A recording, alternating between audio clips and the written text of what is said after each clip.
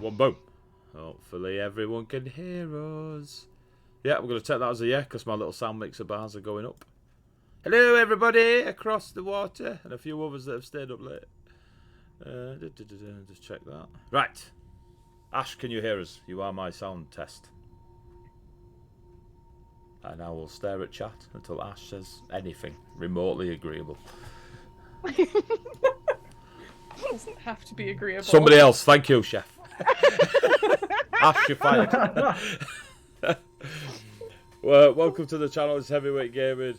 We do loads of tabletop. Loads and loads of tabletop. Oh, I'm going to turn Sunscape down because it might be pretty loud for the chat at the moment. My apologies. I forgot about that. There we go. That should be a little bit quieter. So, bear with me. All my mods are asleep right now. We play lots of tabletop, mainly D&D. You could go follow it. If you go to our YouTube channel, Heavyweight Gaming, there's hundreds and hundreds and hundreds and hundreds of hours of us being nerds and rolling dice. If you've got a spare few months to waste, feel free to go and have a look at it. It's basically a massive hard drive for me. Who needs mods? Exactly. Apparently. Hang on, I'm going to see if this works. Whee! Click on the link tree. And if you do want to follow our Twitter and his Facebook and his Discords and his YouTubes and his whatever else is out there, you can follow the link tree and you'll get to basically listen to me going. We're going live. We are playing D&D. We're going live. We're playing D&D. And it's repeated throughout the week. It's really riveting. So go check that out. And what I'm writing at the time. So that's cool. So go check them out. What else have we got? Right, we'll move on to sponsors now. I need a midnight mod. So, have I not made one of your mod yet? I need to arrange this. Ash, I've got a job for you.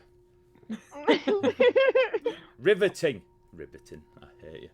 So, our sponsors, official sponsors. We've got Sirenscape, who are creators of sound sets. Whether you want lightning strikes or ambience for your treks through dungeons and castles and forests and dragon fights and demon fights and all sorts of good stuff.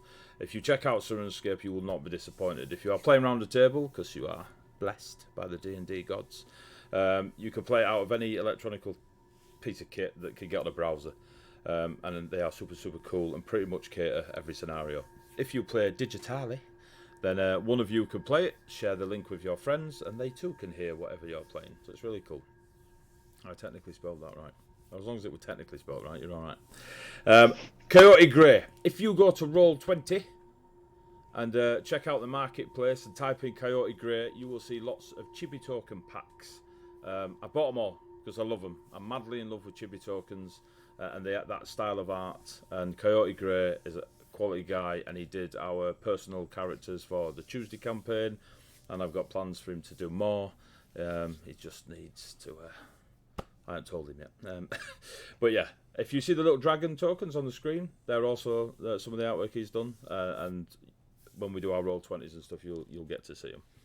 So go check out Coyote Grey if you like Chibi Tokens. You can also download them and use them on any other virtual tabletop.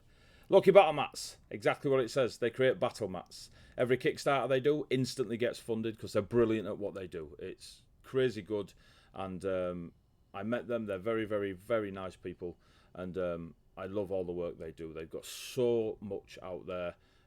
Caverns, castles and caverns, towns and taverns, forests, ritual circles, lava lakes. It is throne rooms. It is beautiful work. They do loads and loads, and they've got more and more coming out. And they've just won a couple of awards for like adventure packs and stuff like this. They're super cool. I got a lot of time from it. Everything they create, they do a digital version of. If you on drivethrurpg.com. So if you go check them out, they're there. They're there. A recent sponsor is Sparky & Co. Now, if you go to the Etsy shop and look for Sparky & Co., you will see miniatures that he prints off, and they're stunning, like ridiculous. I will never bring myself to paint them. I will always pay for a professional because I will desecrate those poor miniatures. But yes, Sparky, and if you do go buy them from the Etsy store, you will get a 12% discount. Because I'm a super nerd and love barbarians, and their hit dice is a D12. You see how all the dots joined? It is, destiny. But Sparky's a cracking lad, and he's got a load of miniatures that are just beautiful. He's also a big sponsor of the charity stream, which I'll get to in a moment, and we'll be supplying a few surprises and some prizes that you can win by donating. That's the sponsors, weren't there? There was a bits. Do you feel sorry for the adventurers? Monkey Face donate 200 bits last year to give the party a reroll. They can't be used on the DM or death saving throws, and they don't roll over to the following. I'll change that to session. Because I can't do all-nighters every week, it'll kill me. But yes, we do have a charity stream. So, every year, me and my nerds get together and we play a tabletop game for 24 hours. Or we randomly one year did 49 hours. That was ill-advised. But we've managed to raise a fair amount of money over the last couple of years. For us Brits, £8,000. I don't know what that is in your good money. But it sounds better in dollars because I think it's more. But yes, and we've managed to do very well because I don't run marathons, but I will happily roll dice and tell stories. This year we're doing a week long, the 24th to the 28th of July. It's going to be noon till midnight on each day, so it'll be 60 hours over that week, and it will be a continuation of our Monday night campaign. So if you are about in those time zones, please feel free to jump in and holler and heckle. The charities we're doing it for, and I understand we're all over the place, but the charities we're doing it for is Shelter, who help folk in a homeless situation. Papyrus is prevention and support for those in youngsters around the subject of suicide, which is obviously a brilliant charity to be helping out. And those that live with MS UK helps them through their journey and supports them through, well, just their everyday life dealing with MS. 3 beautiful charities, brilliant at what they do, and very close to me and a lot of my friends and family. So yeah, we're going to try and raise a few pounds for them. I think that is all my announcements. $9,500 is what Google says. There you go. And Google never lies. So, but yes, so thank you for all that stuff. The sponsors, the bits, the date. I think that's it. We're gonna go with that, and then I can have one of my mods tell me off for getting it wrong. Or you can go check out Ashana and cooking. There you go. These are all going to pop up in chat. You probably already follow them anyway, but if you don't, make sure you do. Are we good for a recap? And before we do the recap, actually, you should all have noticed that there is now 4 wonderful frames on the overlay, and a little blue dragon, and some names, and a level, and a race. But we'll get to that later. But Wolf has joined us as our 4th player on this shopping campaign. So, will they take down the mighty Tyrannosaurus discount at the end of the dungeon? So, as a recap, I got this written down somewhere because I'm a professional. Oh, and apparently I've got to announce myself as an international dungeon master now. So, I'm taking that on. I'm putting that on my LinkedIn page. Here we go. So, for those of you that don't know, this lovely bunch of adventuring shoppers have been hired to go on an expedition to check out an alleged star that has fallen from the sky. And but they've ignored that for now. What we did discover is there is a dwarf running round Tamil, the town, who does not like anything draconic. We have spoken to Bulru, the frost giant, who is the guild master of the Guild of Myths and Legends, who goes around helping younglings become adventurers. You have discovered that the druid is actually the rogue of the party. You tried to investigate a magical fey longbow floating on a statue, so that was cool. Nim, you have chosen your stargazer wand to help you with your stargazing hobby that you've recently just picked up. Saskia also has a stargazing wand for other reasons.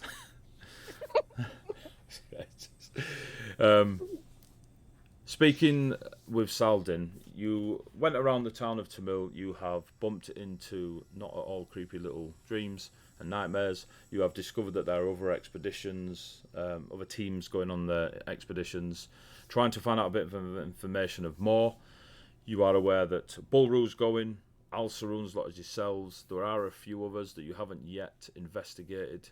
You may or may not do so. You are aware that you are on the evening before, so if you were to do any investigation, it would be a late night and possibly leave you exhausted in the morning, but we'll see. Audrey, you managed to acquire yourself a stone, a chipped stone of sorts. Who knows what that does and what magical things you pull out of your never-ending bag of randomness. Stolen goods. You... Brilliant. Towards the end of last session, Nim, speaking with Saldin and speaking of the things you saw, the constellations you saw, Barak, the Everhammer, Adranus the Spinner, and Kaleth, the First Breath. You, or Protector of the First Breath, you watched a scene where a nightshade-skinned tiefling, appearing to be the profession of a blacksmith, was very angrily trying to break an anvil. And with every strike, you saw the constellation of Adranus the Spinner, the truest of representations of fiends in the world of Colossus. Apparently this is not good, according to the rules of stargazing. You shared this information with Saldin, and discovered that the diamond, the higgledy-piggledy diamond, that he allowed you to see this scene from, allegedly shows you the history of how your spirit comes to be. So there was some thinking done by good old Nim about how this may relate to a demonic cousin. You may have worded it slightly differently. Saldin does not believe that the stories of this fallen star to be true. He thinks whatever it is, whatever power, source, whatever energy this thing at this, the reason all these expeditions are happening, or these teams are going on this expedition, was already here. Whereas Al Saroon, who has hired you, is convinced it is a fallen star. And that is where the current friction between Saldin and Al Saroon lays. Sharing with the party in your secret room at the Onyx Observatory, where you are currently, in a back room of Saldin's behind his office that seems to be crates of, appears to be randomness, but there are quite ornate items in this randomness, some what of a secret storeroom. But within that secret storeroom is a potted plant with pale barks and long branches. The green leaves have a pale edge to them and a deeper green towards the middle. But the pot this tree is in is covered in arcane runes and glyphs. And the magic that is radiating from it, or at least that Saldin told you about, and to be fair, you can feel it in, especially, well, all three of you can feel it in different flavours, but there is a fiendish, elven and draconic flavour to the magical aura coming off this potted plant. He has no idea where it came from. It was left on his doorstep, pretty much. But the fact that it is fiendish, elven and draconic, the constellation, when him and Al Saroon did some divination magics on it, they saw a forest they did not recognise, and they saw the constellations of Kaleth, Barak and Adranus above the forest. And then a month or so later, a dragonborn turned up, who also saw Kaleth, Barak and Adranus constellations. There are a few dots joining that Saldin cannot explain. So, you are in the Onyx Observatory. You are in the personal office behind Saldin's work office. Before you is the potted plant, and as described to Audrey and Saskia last time, it is a perfect replica or miniature of your tree from your glade back home. and we're gonna go in there for now. The room may or may not get an extra person. We'll get to that bit. 3, 2, 1, go. All right. He invited us here to show us this tree. Yes, thinking that we may know something about it based off of our other two people's reactions. Yes. Pretty much. Okay. Then I am going. Could I look at it and see if I recognize anything historically about this tree at all, or just anything in general standing out in my memories of anything that I've seen? You can do a religion check or a history check. It's up to you. History check. And depending on the flavour, will determine the flavour of your response or my response. 10. It's a history. 10 on 10. history. It would fit the description in a similar way that in Norse mythology you've Tree of Life or the Burning Bush, or it's got that relevance of you've probably heard of a pale tree within that level, that genre of tale. Okay. But details, probably not so much. I would like tree.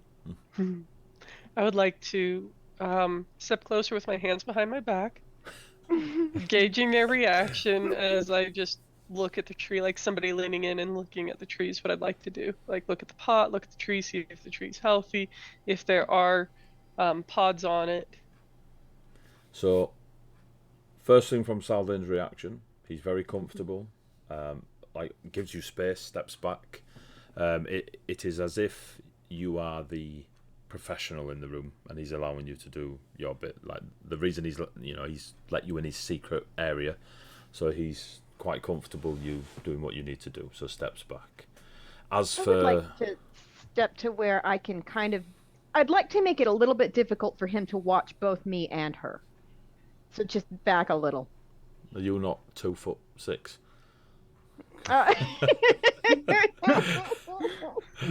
But if you give me a persuasion check to see if you are able to just distract in any way you see fit.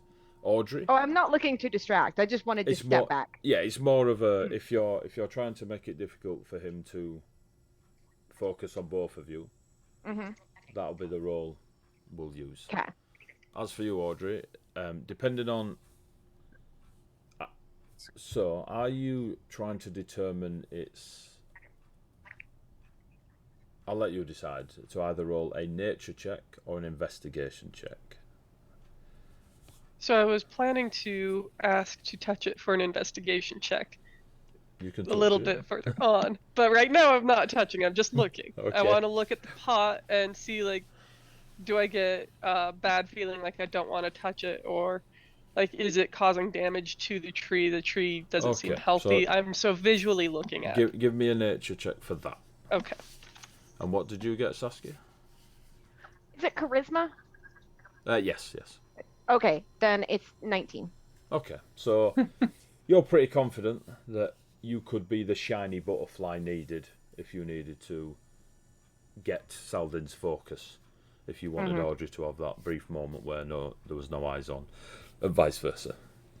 And 18 for a nature check. The tree looks healthier than imaginable. Like it's enhanced health.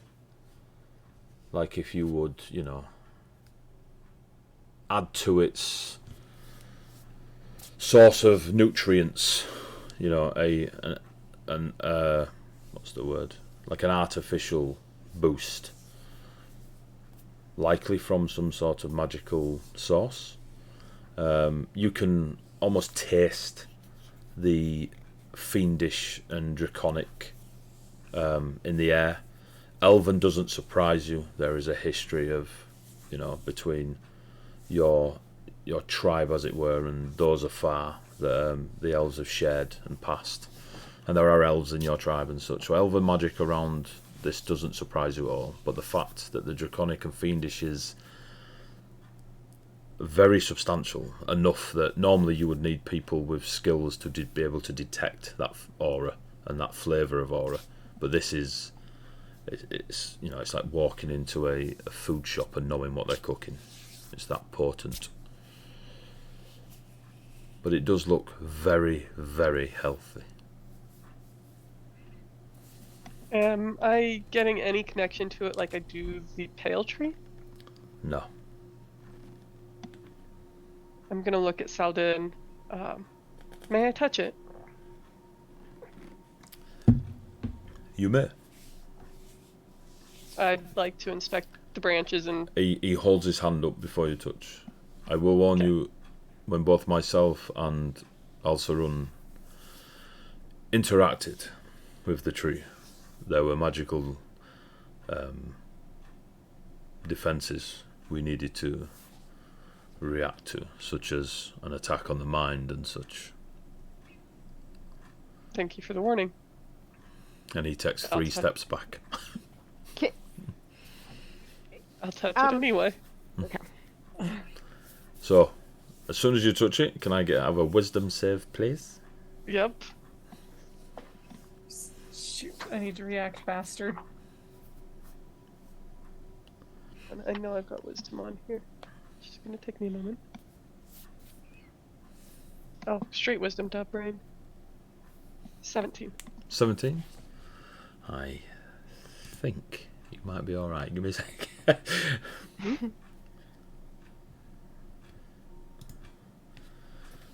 As you touch it, there is a similar to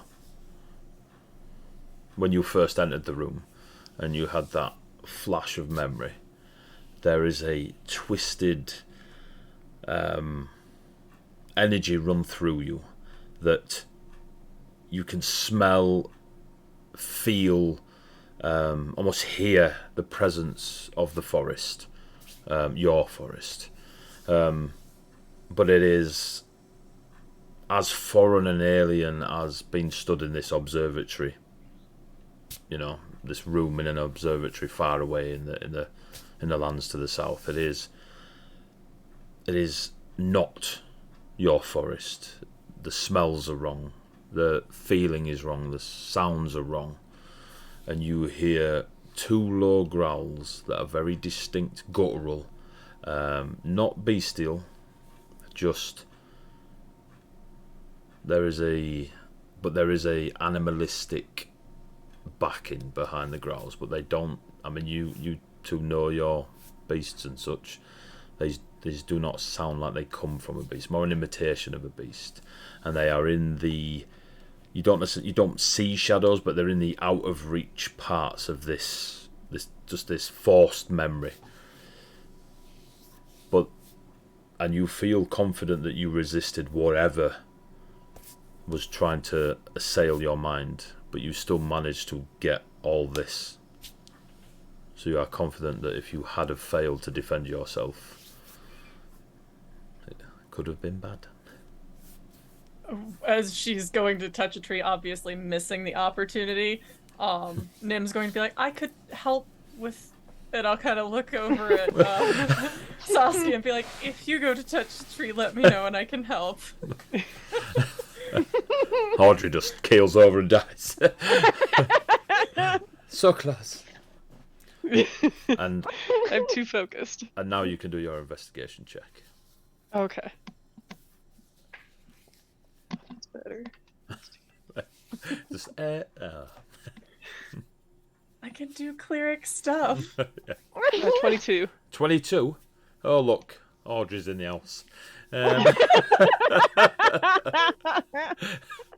Tell you, rogues, I think, is it you get a skill that, or is that bard? I can't remember. They just have like plus, you can only get a 10 minimum or something like that. That's going to be fun. But yeah, so as you've seen that it's super healthy, you've stepped forward, you've gone to investigate and defended yourself against whatever it was that was reacting from this tree, and you are aware that the tree is sentient in a way that it can protect itself, but not like this. Checking getting real close to it, you now see that the fiendish and draconic auras are present in the real tiny, like, now you're gonna have to bear with me here, Onyx. My terminology of trees is non-existent other than bark and the green stuff above them. Okay. That's fine. But the veins and the hairs on the leaves, when you get almost microscopic close, you can feel the difference, the not corruption, but the additional flavouring of fiendish energies and draconic magics running through this plant. Just running your hands down the leaves, where the branches and the stalk, again, bear with me, the thin bits to the thick bits. As you investigate every aspect of this miniature version of your pale tree, you can almost put your finger on the points that, like, womb fiendish or womb draconic, and you can pour them out, and there are key points on the tree, and I shall tell you. Jesus Christ. Sorry. That scared the living bejesus out of me. Me too, I'm sorry. I think missed you too. Just absolutely. I love jump scares. They're the best. A truck drove by, my dogs decided to let me know. Nothing wrong with a small jump scare once in a while. Was that what the beastly growl sounded Terrace- like? Terrace was just not Yeah. happy. That's all. He just was like, "Are you sure it's okay?" I have lost my document because I found it. Look at that. Look at that. Search. Always have a search functionality. Where are you?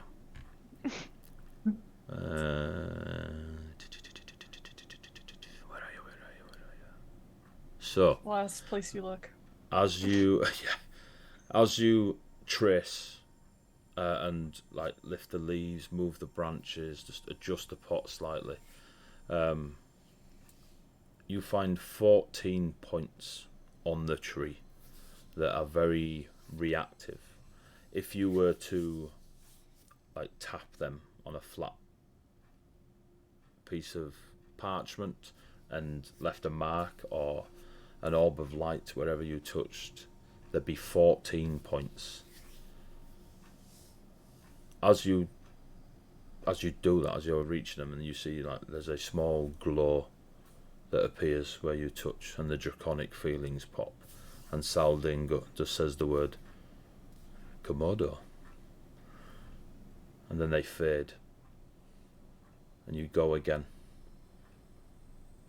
and you do 3, and then it fades, 3 again, fades, and you repeat that 4 times, and Saldinig says, Adranus, the spinner.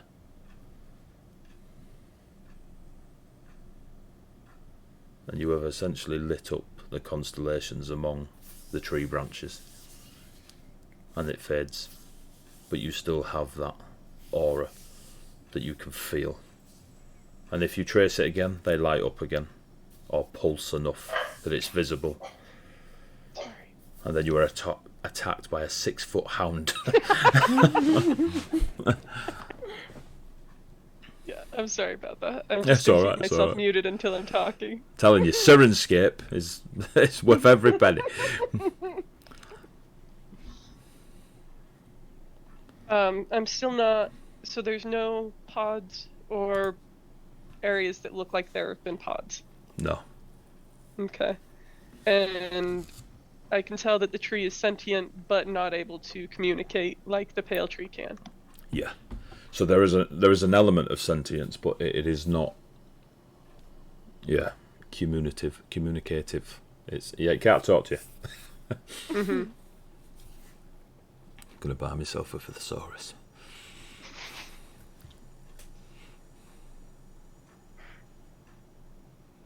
You could just say those are the British versions of the word. I mean, it's Oh yeah, actually- yeah. But then the Brits are going to see this, and they don't want to be associated with my vocabulary. I'm going to look over it. It was Alcerin, not Salden, who was It's Salden, yeah. It's Salden. It's Salden. Okay. Has it done this before? Never. If I'm honest, I thought, and then gestures to Nim, I thought Nim would give it cause for reaction. But it seems to react to your touch, which increases my curiosity of what is going on here.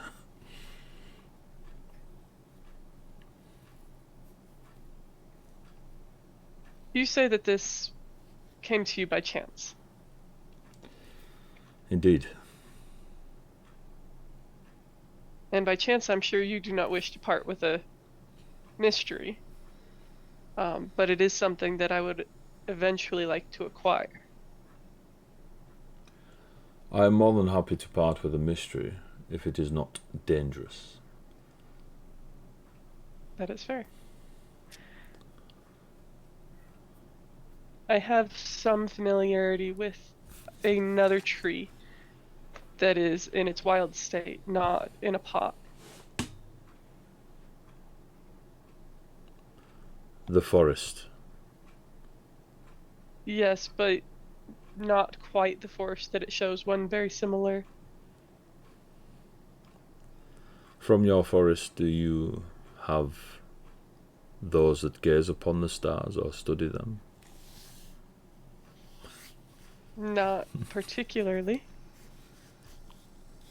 Though everything in the forest is connected to nature around it. I'd very much like to visit your forest. For our academic purposes, of course.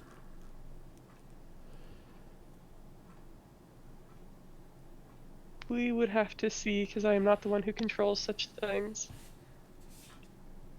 There is no rush. I would, While they're talking, Nim's just going to very quietly go over and look at the tree, realizing that I was supposed to be looking at the tree. Hands behind his back, and just be like, yes, this is a tree. It has bark. yes. I'm sorry. That's alright.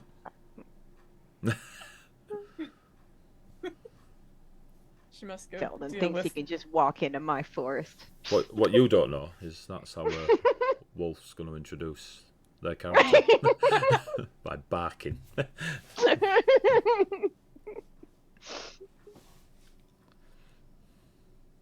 Sorry about that. That's okay. Nim, the tree doesn't react to your presence or anything as such, which adds to the curiosity of Salden. I don't feel anything being near it. It's just a tree in a pot with some magic weirdness. You recognise the auras as fiendish, draconic, and elven, but like you've been in prayer before and felt those presences, but it's not reacting.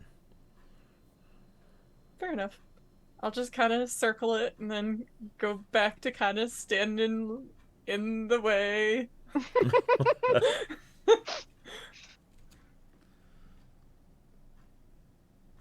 I would know that there's no outside visitors really for the pale tree. Like, that's a closely kept secret. That is.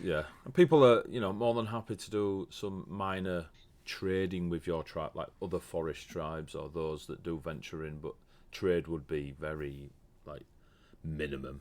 No, you're not trading Vorpal swords or anything. But I kind of assume that my tribe would be one of the go-betweens for outsiders and getting the good stuff is a no. Like, you're either born into it or you don't see it. Type mentality. Okay. I mean, it'd be a hell of a favour if. But it's also a hell of a favor to get the pale tree if it's another pale tree. So that's All right.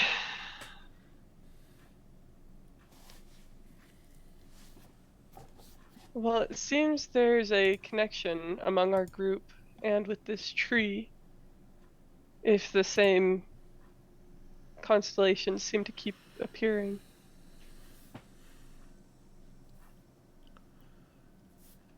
It would appear so. Which leads me to believe it would behoove us to probably at least be on amenable terms, working together, at least sharing information if we come across new things, and full transparency. Part of our agreement with meeting you tonight from Alden Alceron, is he wanted us to find out who your champions were, and I don't expect you to reveal all of the information, but to keep on good terms with him as our employer, we may want to go back with some information to keep him happy too. I have not hired a group such as yourselves or a vast caravan of explorers. I merely reached out and one answered the call. And he looks to the young stargazer that has essentially been his PA while you've been rocking around. If you could go bring them in. Yes, Alden. And the youngster leaves. There is a ship that is docked called the Sea June. Their crew have done some work for me in the past. Smaller islands off the coasts and such. Mainly acquiring minor components for my work. However, from time to time they have done more energetic jobs and have done me well so far. I reached out to their captain, Zedantes, and he told me there was quite a few new to the crew, so I needed one or many to go alongside the expeditions and just bring me confirmation of whatever it was. So far, we have had the call answered, and hopefully they'll be along soon, and I will introduce when they arrive. I would like to keep looking at the tree until this new person arrives, then, if I may. Okay. Does Feel this free. door open into the room or out of the room? Into the room. I would like to go stand kind of towards where that door is gonna open on the other side. Okay. I'll look at Audrey, and if you're planning on doing any more inspection, and I'll just kind of put a hand on her shoulder really quick and cast guidance. That might help you along the way. Thank you, barely noticing. Go back to touching the tree and looking at it. You just feel tingly. I would say you feel draconic magic, but considering where you're stood, you feel more draconic magic. Are you doing, other than just keeping an eye on the tree, and is there anything you wanted to do beyond having a look? Like take a cutting? Or I'm not suggesting you should, but if there's anything beyond just having a look, then we can. I shall fast forward time. Actually, I would like to ask Selden another question about it. This looks like a form of miniaturization of a tree. Have you done any pruning on this? It is not my skill set. When it were as you see it is how it came to me. Myself and Alceron, other than divination magics, and obviously as you experienced having to resist whatever call or reach this tree is doing, whether it be a defense or an attack on its part, we have not interfered with it.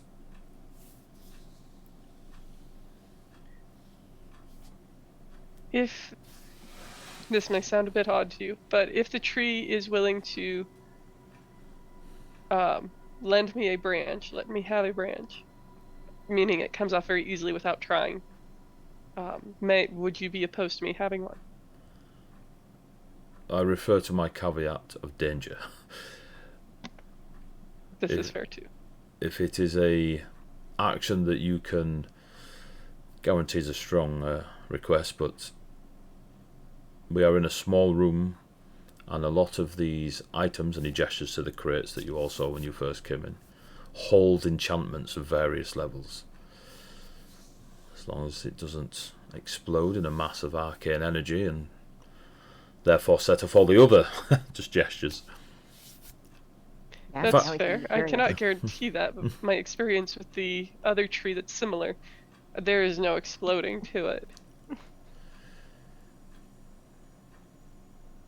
I'm aware the tree holds sentience, although it has not communicated with myself or Alsaroon. If you believe you can converse, and it will allow you to do such a thing, then I would be curious to see if it worked. I will just gently like feel branches, see if anything moves like it's loose or anything, and let the tree like project my intentions towards the tree like I would if I was trying to talk to the pale tree, and see if there's anything. Give us a persuasion check with advantage because of your backstory and your race. Okay. That's good, because that was bad. That is better.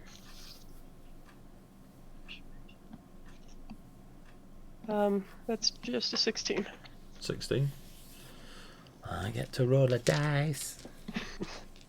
Uh-oh. Yeah. It's gonna blow up. Given bless. I don't know why I rolled dice. I thought you were gonna set those on fire, Heavy. Yeah, but they're my little boys, so he's... Oh, right. Yeah, don't do that. One day he's going to be bigger than me, and he'll remember. I don't think so. Okay. The first few, there isn't the action of hitting your hand away, but there's a almost static sting that you recognise as okay, not that one. And the first few, 3 or 4 easily, don't like your presence, but you reach out with soothing thoughts, and one of the branches does pull away, maybe the size of a chopstick, Okay. assuming chopsticks have a universal size, but yeah. How large is this tree we're talking about? Because in my mind it was small, but It's about, so from base of pot to top of tree, maybe 2.5 foot. okay. I mean, that's not 2.5 foot. I've on my camera. Yeah. So Yep. It's that big. Okay. Thank you. Yeah, I should have been clearer on that. My bad. I'm going to thank the tree for giving me that and give it some of my water that I have in my flask too, just as a return for giving me a branch. Okay. You see the water turn milky and then seep into the soil. It kind of sits on top of the soil like mercury, but it goes like a milky colour and then seeps into the soil. I'm assuming that does not happen around the pale tree. While she's debranching and watering the tree, I'm going to turn to Selden and just, have you been able to ascertain the purpose of the runes and enchantments on the pot?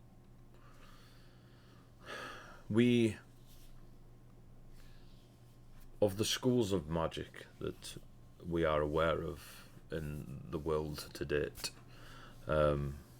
there is a divination enchantment in those runes, an evocation presence, and a conjuration. We thought there was a transmutation element to the runes, But on our second round of checks, we couldn't find any presence of transmutation. It's fascinating. Thank you very much for being so open with the information. And I'm kind of gonna look at the other two. I hope that helps them be able to help you. Are there any questions you have for us?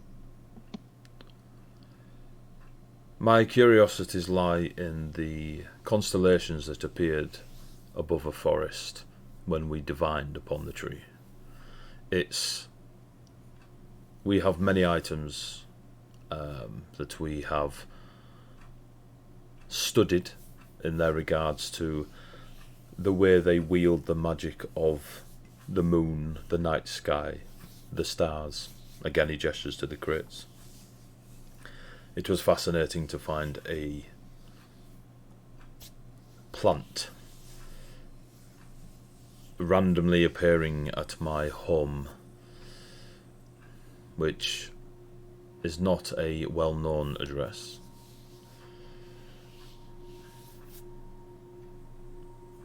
Clarification. Did he say that they scryed on the tree or the forest that the tree was from? He said him and Al-Saroon cast divination magic upon the tree, and during that they saw a forest with the constellations above it, but they didn't recognise the forest. Okay, thank you.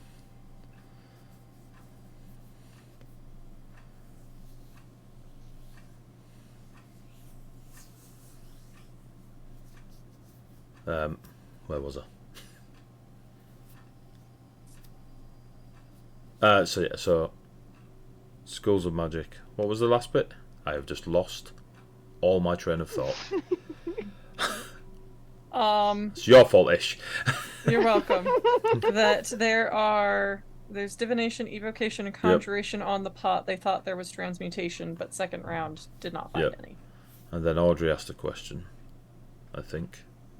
Only if you had questions for us. Questions for you, yes.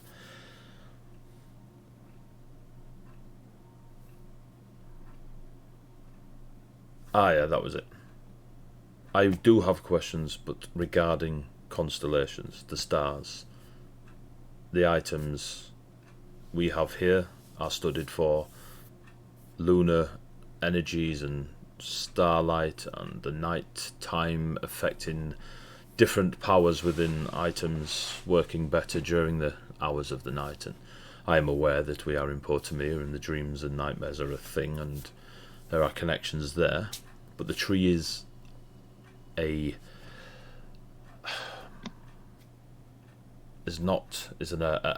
anomaly in this area of the world. The magics I study, it doesn't fit, and yet it is linked somehow to 3 constellations, one of which is only ever seen by those that follow Adranus, and I can tell you now, I do not follow Adranus. Have you been watering it? I have not. Have you given it sun? No. As soon as we recognised the fiendish energies of this, it was brought here. There are some minor protective enchantments on this room. And as I said to... Have you two given your names? I'm not sure you have. Audrey. To the taller one. Yeah. Immediately now withholds names. No, when I hear that he's struggling for my name, I'll give my name. As I said to Audrey, my primary concern is the level of danger this thing brings, or does not bring. And it never at any stage has it looked unhealthy. And we have had folk of a skill confirm it is healthy.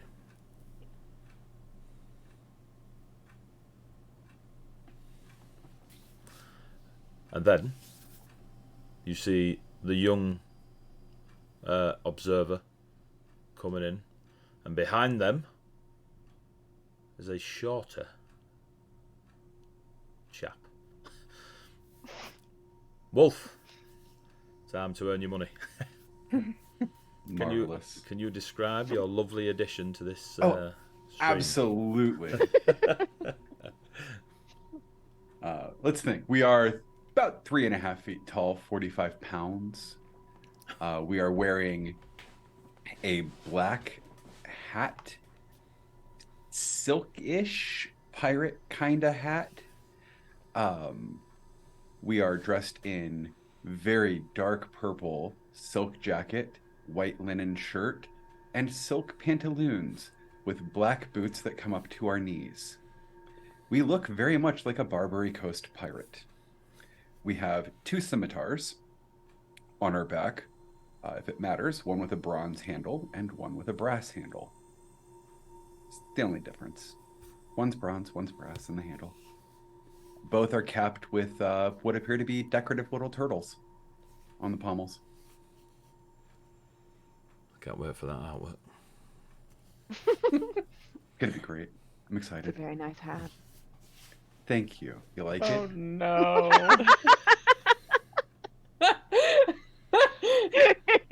You like it? Roll a sleight of hand check. Just straight to it. Mhm.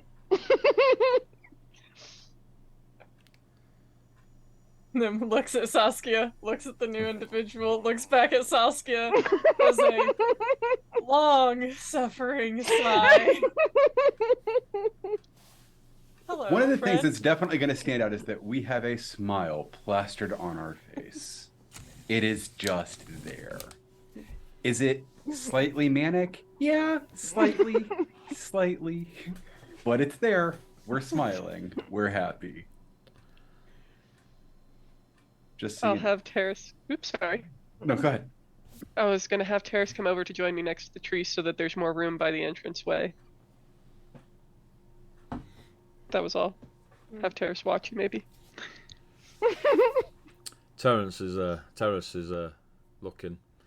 looks at the hat on the gnomish head, shakes their head, and somewhere there's a pigeon gets a magical message. She's doing it again. Oh no. So, Saldin will make space for everyone to enter the room. This, you can tell, that is horrible etiquette, my apologies. You may inform Al Sarun that my champion is Nuisance, and gestures towards the lovely ball of silk and death that just walked in. I'll wave. nod politely. Like actual wave, like a small child who's had too much candy. We wave. Yep, that's me. Yeah. Big Beautiful. waves. Pleasure. I know conversations were interrupted, but I will ask a favour now Nuisance is here. As I said, Nuisance will be travelling alone, or would have been. My interests are now tied to yours, and I hope yours to mine. In some way, at least. I'm willing to pay an extra fee on top of whatever Al Sarun is giving you to travel as a company together.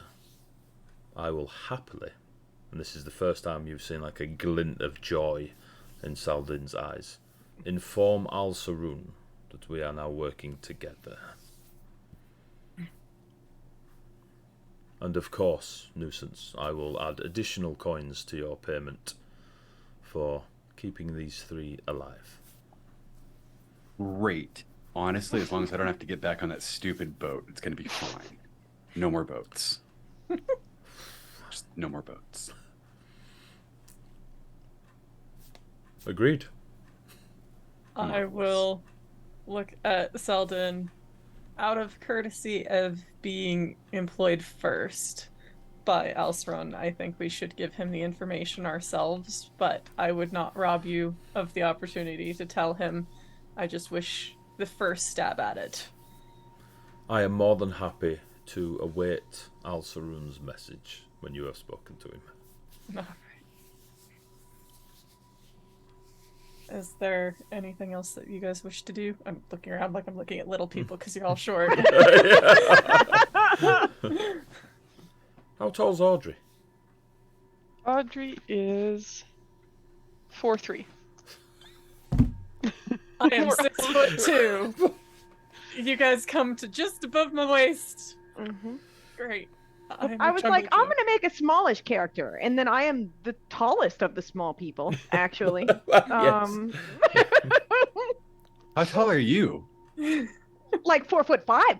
I'm a giant compared to the rest of you. Cow. You're pretty much a dwarf. You know what I mean? What's it like to be able to reach the upper shelf for once?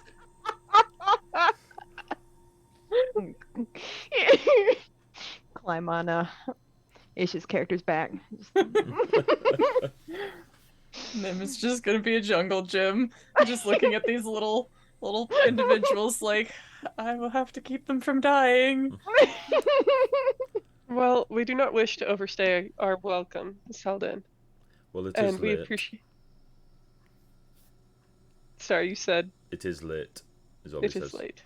Yes. Maybe when we come back from this expedition, we could discuss more upon this. I would be very interested, so, especially if it is not, as I believe it to be, whatever this expedition is going to discover, may or may not help towards finding out more about the stars, and gestures towards the tree. Can I assume it is safe to keep it within my walls? Now It that you've seems interacted safe. with it? It seems safe, although, as you said, maybe be wary of touching it too much. I will not be casting any more magics upon it until at least you have returned.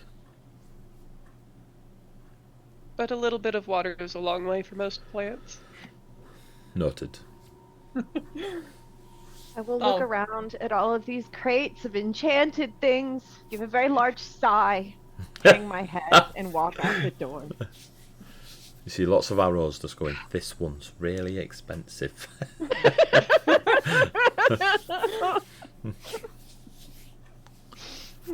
Saldin, I will follow behind.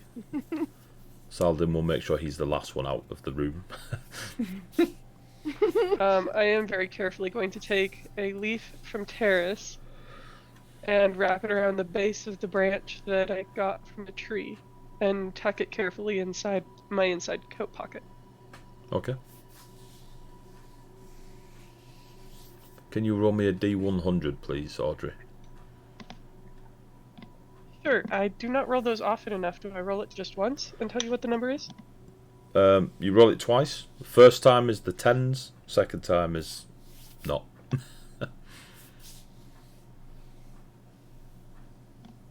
First. Gotcha, I think. So what do you roll first? 5. So that's a 50, Okay. and then roll the ones. Well, you know. That yeah, was a 4. So 54, yep. Yes. Noted, thank you. Oh no. So you're back in Saldin's work office. Is the plan to leave out into the streets of Tamil again and head to your sleeping arrangement and inform Nuisance that, I'll see you in the morning?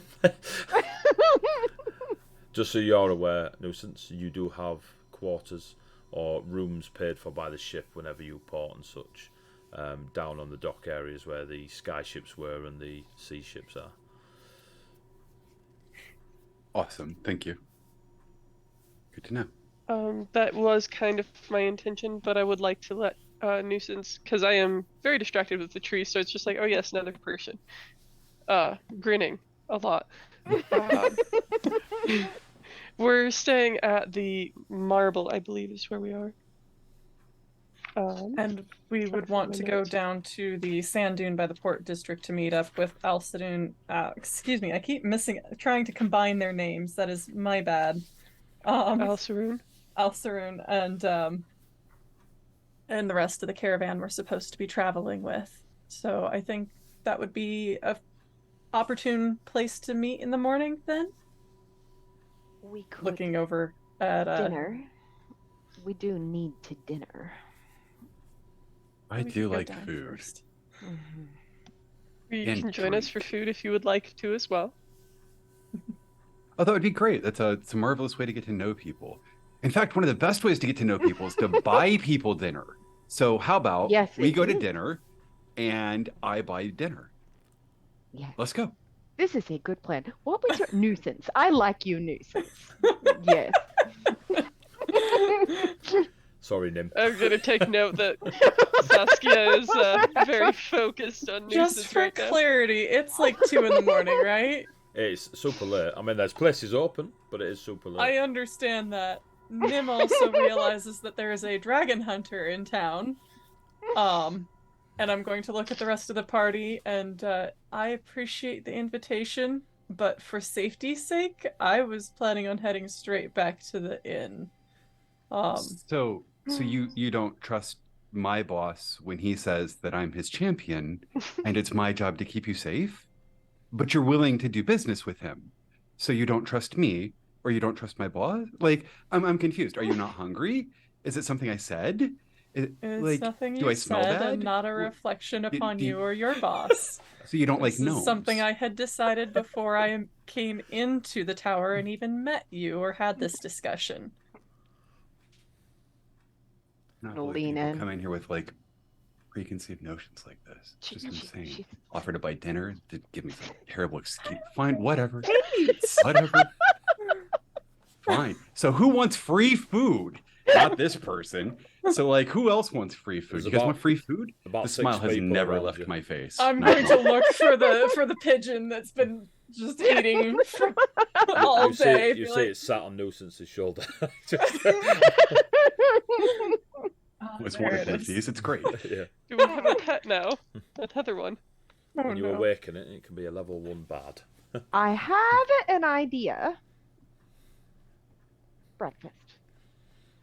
We'll do it for breakfast. I could do breakfast. It's an anytime food. It's perfect. Breakfast would be lovely. Okay. So, morning, breakfast, meet, caravan, fleet. Yes? Beautiful. Perfect. Okay. Okay. Pigeon flies Lovely off to crying. meet you, nuisance. Not used to hearing that from people, and I wander off. So, as Nuisance wanders off to their abode for the evening, and you do the same. Does anyone want to do anything daft during No. the night? No. Cool. Not today. Nuisance, this is your opportunity Oh to go no. on a shopping trip. No. No. We've got plans. I've breakfast. Like, I The hate more- to tell you guys this, but I think that one might be trouble. A black I will look at kettle hits you Saskia in the face. for a very long pause. I will say, you might not be wrong. As you settle down for the evening, you discussed last time about keeping watch during this night because of said dragon killing lunatic in the town. Is that still the plan, to keep watch? What does our sleeping situation look like? Because we've got bunks, right? Yeah. I'm you- under one of them. We've got We're other using people in the room. One But- bunk, and I think all 3 of us are you Just under stacked, the bunk. Yeah. I'm under. So then the 2 of you are above. Hmm. Okay.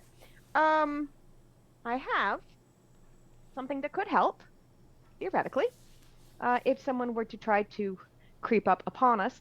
But also, we could have shifts. I've got what is it called? It's the spell where you can have a noose, a magical noose. It's a dark spell.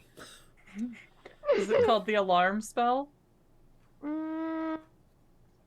Let's see. It's a trap, basically.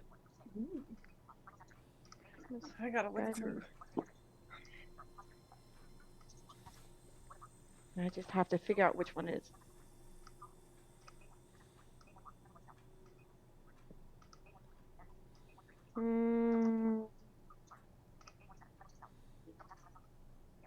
Snare. I have snare. Okay. Level 1 spell snare. Now, since we're sharing a room, it doesn't work quite as well. We have two options. Either we can go ahead and get an expensive room, put the snare on the outside of the door, or even right inside the door, and be much, much safer. Or I could just put it at the edge of the bed, so that if they came close to the bed, that it got. I'm open to suggestions. I mean, I was just gonna have Terrace under with you. Oh, that could work too. I'm fine with not wasting magic. And save it for later. I think that is a very useful spell in a natural setting. On a hardwood floor, might be difficult to disguise. So It just I would disappears, be. I thought. Oh, I think it just Okay. becomes invisible. You are I did not correct. know. Mm-hmm. Well, that's sneaky. Mm-hmm. I'll look at Saskia again, like,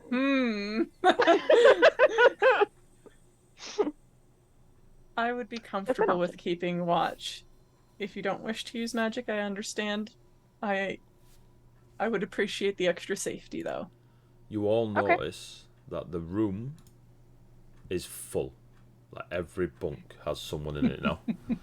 Whereas the previous Even our nights, bunks? no, your bunks are still reserved. We're gonna catch some poor unsuspecting person. That is the trouble, right? If somebody Previously- could meander over. Yes, Mm-hmm. but it is very much like a snare. Like it covers a single area. So if they don't step in it, they're fine. If they do step in it, they're getting magical druid snare to the face. Let's Maybe do not it the the best old-fashioned way and just somebody be awake.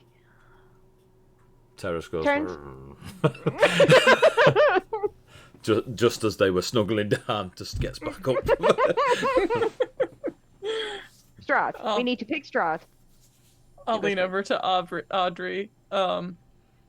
What kind of treats does Terrence like as a thank you for helping watch? Mushroom beer. You and the mushroom. The dog really likes mushroom beer. Most things vegetable based, moss, leaves, also meat stuff works, Noted. but Thank you. anything. Terrace I will is a pull out machine. some of my hardtack. Oh, nice. Or some dry food rations. Just It's what I have on me. throat and It's nuts. fine. It's like dog kibble. Yeah. We could There we paper go. rock scissors for who goes first. That's us. I would go first without having no complaints here. Well, we could go down in order, so Nim, myself, Terrace, and then you. Do you want morning shift? It will. There is not enough time in the night, and depending on how you split your shift, that you'd need 4 people. Oh, good. Okay. It's 2 Yeah, but a.m. everybody gets Yeah. When are more y'all having sleep if you breakfast? do that. Like, What? Yeah. What That's time fair, are we that's having breakfast? 8. it's like 4 hours. You'll have to have it early because the caravan will be leaving early. What time does the caravan leave? Do we know? Just after dawn is what you were told. Oh, so we're not sleeping much, anyways. Yeah, We're so getting, like, it's going to be a 2 rough. hours It's of going to be a sleep. rough first day. All right, cool. For you guys. Yeah, I'm sleeping. Nuisance is well rested. Correct. All right. So we can just take turns. Somebody poke me if you want me to get up. I'm gonna grab a pillow, grab a blanket, climb under the bed, and go to sleep. Okay, That's my fair solution. enough. So you're basically just going to take an hour each. Yeah, I'll take first hour. Terrace will lay back down. So, Saskia and Audrey, you go to sleep. Nim, you're left all on your own. It's quiet. Other than the moans and groans of folks just rolling around and getting comfortable in the bunks, there is a tip tapping as if rain is falling. You've not seen rain a single drop fall since you got here. Just having a quick look out the window, it ain't raining, but you can hear the tip tap of rain On the building, window, or in the room? Yes. I don't like it. Does it smell like rain? If you know what I mean. Like Feels rain has like a smell? rain, as in feels like in the presence of rain. That you know Okay. that there's a bit of a temperature change. There is the smell. There's the audible. It just feels like you're stood in invisible rain. Like you're not getting wet, but Audrey, excuse me, told us about her little visitor friend. Did she? I believe so. Did they have a name? I don't think so. I'm going to kind of just look around the room and see if I see any small shapes around the bed or like in the room wandering See around. Saskia. Give me a perception check. Perception, wisdom. A nat 20 for a 23. I hate D&D.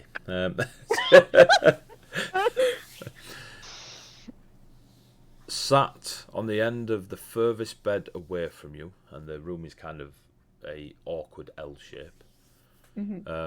You see a small cherubic featured gnomish boy, blonde curly locks, bright blue eyes, sat in the shadows, just sat with their knees hunched up and holding their knees, gentle smile on their face, just looking in your direction. Someone's in that bed asleep, but they don't Okay. react. No signs of the creepy dragon hunting dwarf, though. We're good. No, he's behind Cool. you. He's behind you. I'm going to just gently like wave over at the individual cherub person sitting on the edge of the bed and like invite them over if they want to. Like He kind of does- digging he my does pack this. to see if I've got any more dried rations. He does this. And Kind of then, nod. and then as you turn to your bag and then come back round, he stood there. Oh my gosh. I'll have the rations in hand and just be like, Sledgehammer! yeah. Trying to be quiet. Did you want a snack? And I'll hand the dry rations that direction. It's not great. I'm okay. I don't need anything to eat. I just came to say hello to Audrey and scare that person over there, but they don't like the rain. They might want some food when they wake up screaming, though. Okay. Well, Audrey's asleep right now. I don't know if you want her awake or asleep to visit. She'll be no. awake in about an hour. I say my best hellos when people are asleep. That's fair. I'm just keeping watch tonight. Do you want to hang out with me? What are you watching for? There's a dwarf that goes around and kills dragon people, and I am a dragon-looking person. I didn't notice. There's a proper genuine, like, oblivious. Well, some people care an awful lot about what others look like. I've seen the purple dwarf. Mm-hmm. They don't like scales. No, they don't. They're not scared of the rain.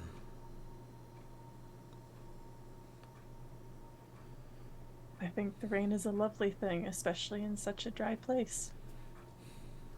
It's dry for some. And he just points at like 3 people sleeping. I'm gonna say hello now to Audrey. Okay, have a good night. Bye bye. And just stares at you. And Okay. whilst he's staring at you, Audrey, Yep. whilst you're asleep, this childish gnome just goes like robot powering down and just blanks out. No blinking, no nothing, just stares at you. Cool. I will at some point when you're done with Audrey just want to like check, make sure he's okay, like insight to see if they're doing okay. If I need to like check in on them or if this is like normal on the for them. gnome, on the gnome, or on Yeah, Audrey? yeah. On the Not gnome. not the gnome they were scaring, but the cherub person Okay, who's just give me an blank insight check. staring at me.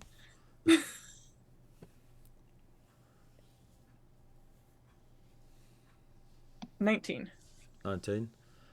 They look perfectly healthy for a person that's not blinked in 3 minutes. You know what I mean?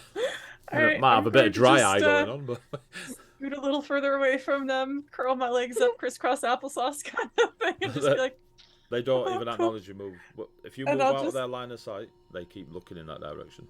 Yep, just gonna keep watch for the rest of the room and pretend this is completely normal. Yeah. Good night, Asharadel, by the way. Good night, Ash. Good night, Ash. Rest well. So Audrey. I'll have good dreams. Yeah. If it starts raining, wake up.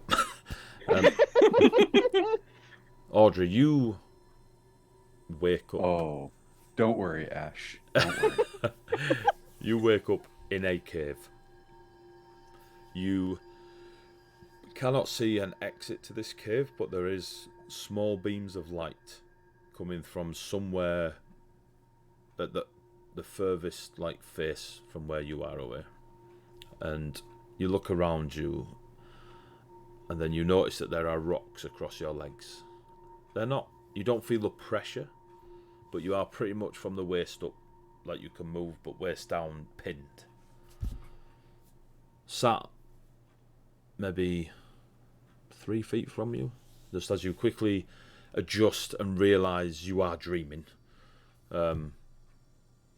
You take a breath, and then you see your gnomish acquaintance, not nuisance. This is a different gnome. There's a lot of gnomes in Colossus.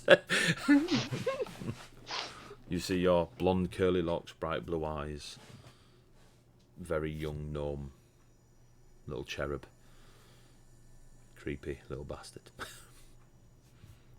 Hello, Audrey. Oh, how are you? I'm okay. I've been practicing. On dream talking? It's a dream for now. If it changes, just wake up. And it starts to rain outside, and you can hear it coming down heavy. And from somewhere in the darkness at the back of the cave, you can see a small trickle of water starting to pour into the cave. I see. Okay, well, thank you for telling me that I can just wake up. That helps. So some people don't believe me. But You don't mean to harm anyone. just smiles at you. Or me, I hope. The one with scales has got food for the screamers. Okay. Oh, you mean in the inn? Yeah, where your bed is. Lots of people in the same dream is good practice.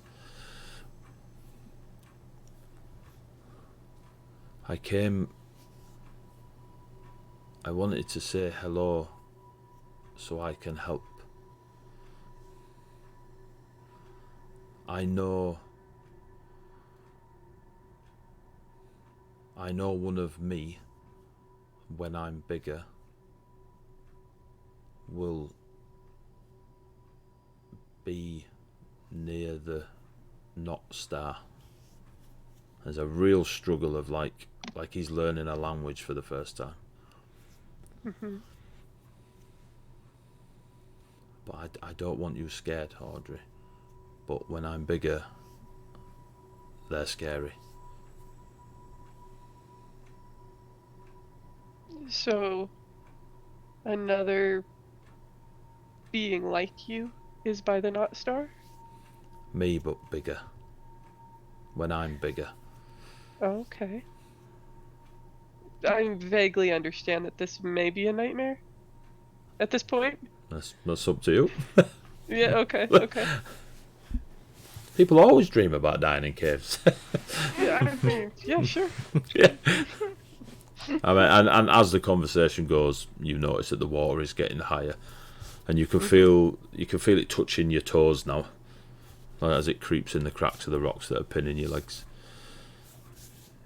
I, of course, instinctually do try and move my legs, but it's like I also am trying to keep myself calm so I can talk to the little cherub figure. Yep. I really appreciate you coming to say hi. And tell me about this. Does not being scared help?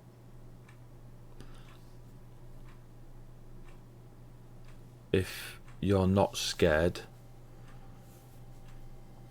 you won't see them. But I can see you when I'm big. And then points at your... What weapon do you have? Is it as your roguish makeup? I have a rapier and short bow.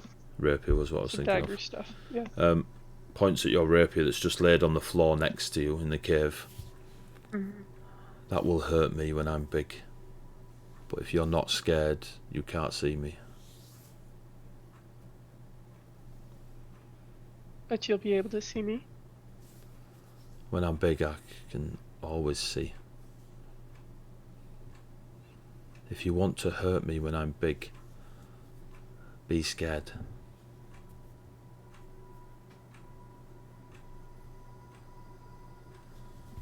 But I shouldn't be scared of the one by the star? Not star.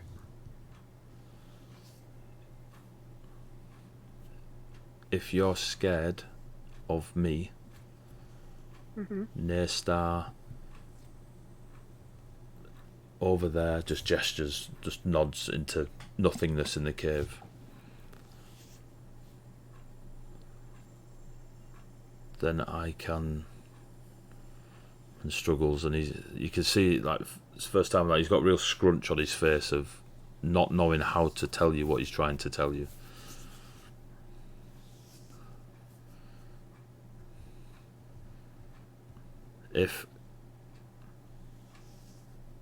If I scare you when I'm big and you see me, hurt me with that. And points at the rapier again. If you're not scared when I'm big, you can't hurt me and I'll hurt you. Near star or not star.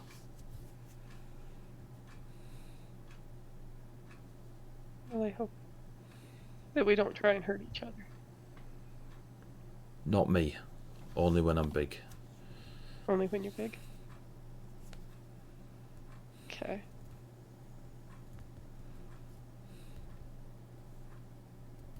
I feel like talking in riddles. Oh yeah.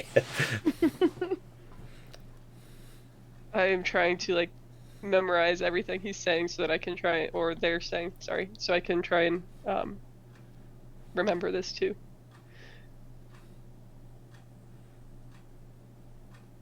Do you know how to wake up in case I do get scared? I don't wake up. If you wake up, just die, but not too much.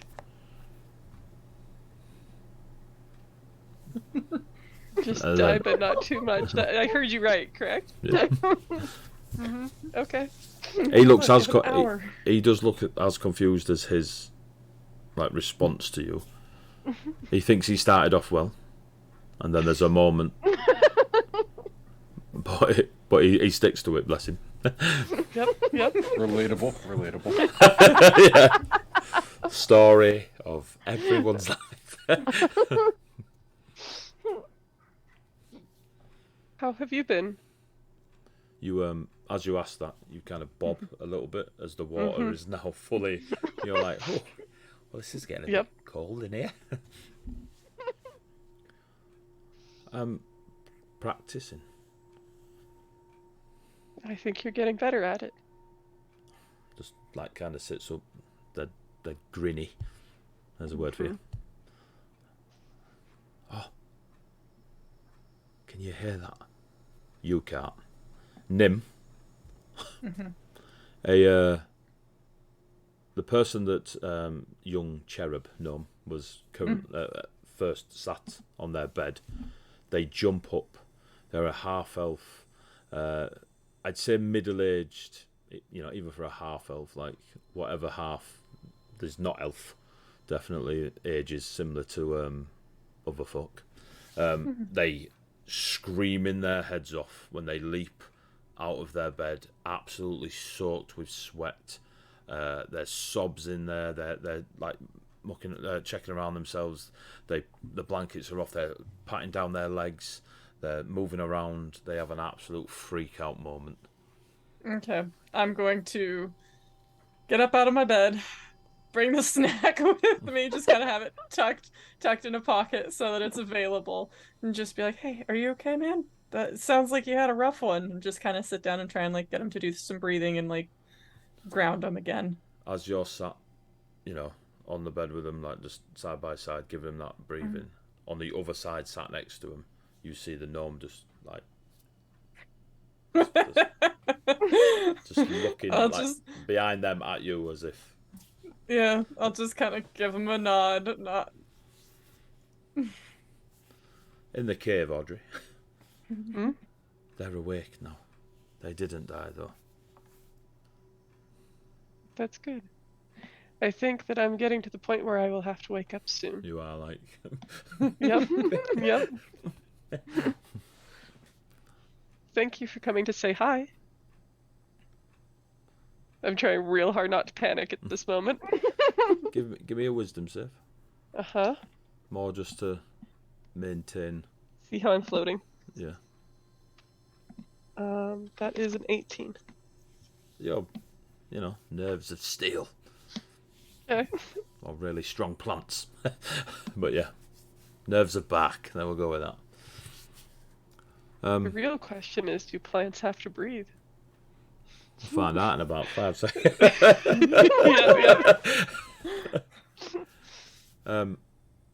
He'll sit there, and at no point, he always seems to be sat on a rock that's dry. Like, no matter where, you didn't see the rock, but he ain't in the water for some reason. Well, that was it really. I just wanted to say hello and tell you I've been practicing. And sorry when I'm big. You're fine. You are doing what you are practicing for, and you're doing a good job at it. Don't apologize for it. Okay. I'll leave you to maybe die now. I've got to go. I'm going to try to wake up, but I hope I see you again sometime. Okay. Bye. And I'm just going to take a big breath of air and submerge myself and try and wake myself up. Cool. As you're doing that, Nim, you see the gnome, like kind of just lean out of sight of the half elf, and when you just kind of check behind the half elf, he's not there. He's not leant back. He's gone. Okay. And as he goes, the half elf calms and just. I think I had a nightmare. That seems like it was a pretty rough one, friend. Thanks for the dried apricot. It's what I had on hand. It helps me with stress too. I don't know if it'd help you. I mean, just a cup of water would have been alright, but yeah, I suppose I've not had one of my 5 a day. Fair enough. Well, if you're doing better, friend, I'll head back to my own bed then. And I'll just kind of wait till they're okay and head on back to my bunk. Thank you. Should I assume that the screaming has woken me, or do I just sleep peacefully through That it? is your choice. Like, everyone else woke up, saw some random half elf screaming and was like, not entertaining that, and just went back to sleep. If you wanted to, peek and go, what a whammer, and go back to sleep, that's up to you. Okay. Let's see. I think we're about to find out. Yeah, basically, I'll You're gonna rob him? grumble something, look out, and then climb back in and go back to sleep, because fuck that, it's not important. I was waiting for Whatever. you to use that as the perfect distraction to go through their rucksack. It's true, but it's sleeping time, and that's important. Yeah. Also, free food in 3 hours. That's very true. Audrey, in your dream, / not so much, you take a big gulp of water. Can you give me a Constitution saving throw, please? I meant to find the. I am not proficient in that. Okay, lovely. It's all right. However, good roll, 20. So, It's a dirty 20. It's not a natural 20, but technicalities. I don't know what part you want. Yeah, that's fine. You go under the water, and it does get. You do now discover that you, as a creature, do need to breathe, and it becomes very difficult to do so. And if you can pull on real life experiences, feel free. But it does feel horrible, and the end, and even underwater, you feel yourself sweating or your whatever it is you Silvari do in those situations.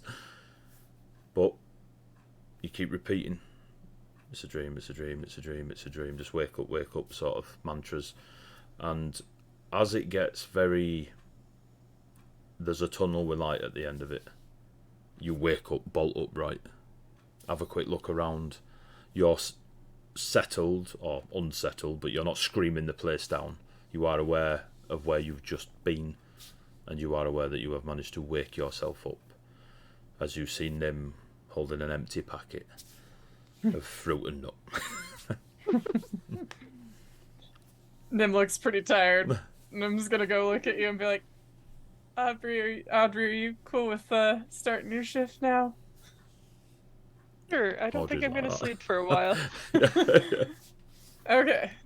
Your friend said hi to me before they came to say hi to you, and I'll just crawl up in my bunk. Cool, good talk. Gonna sit here and internalize what I just went through, Nice. and also tell myself I'm gonna start working on brain Lucid dreaming. lucid dreaming. Yes, so I can wake myself up easier. Try to. Nice. I like it. Okay, so.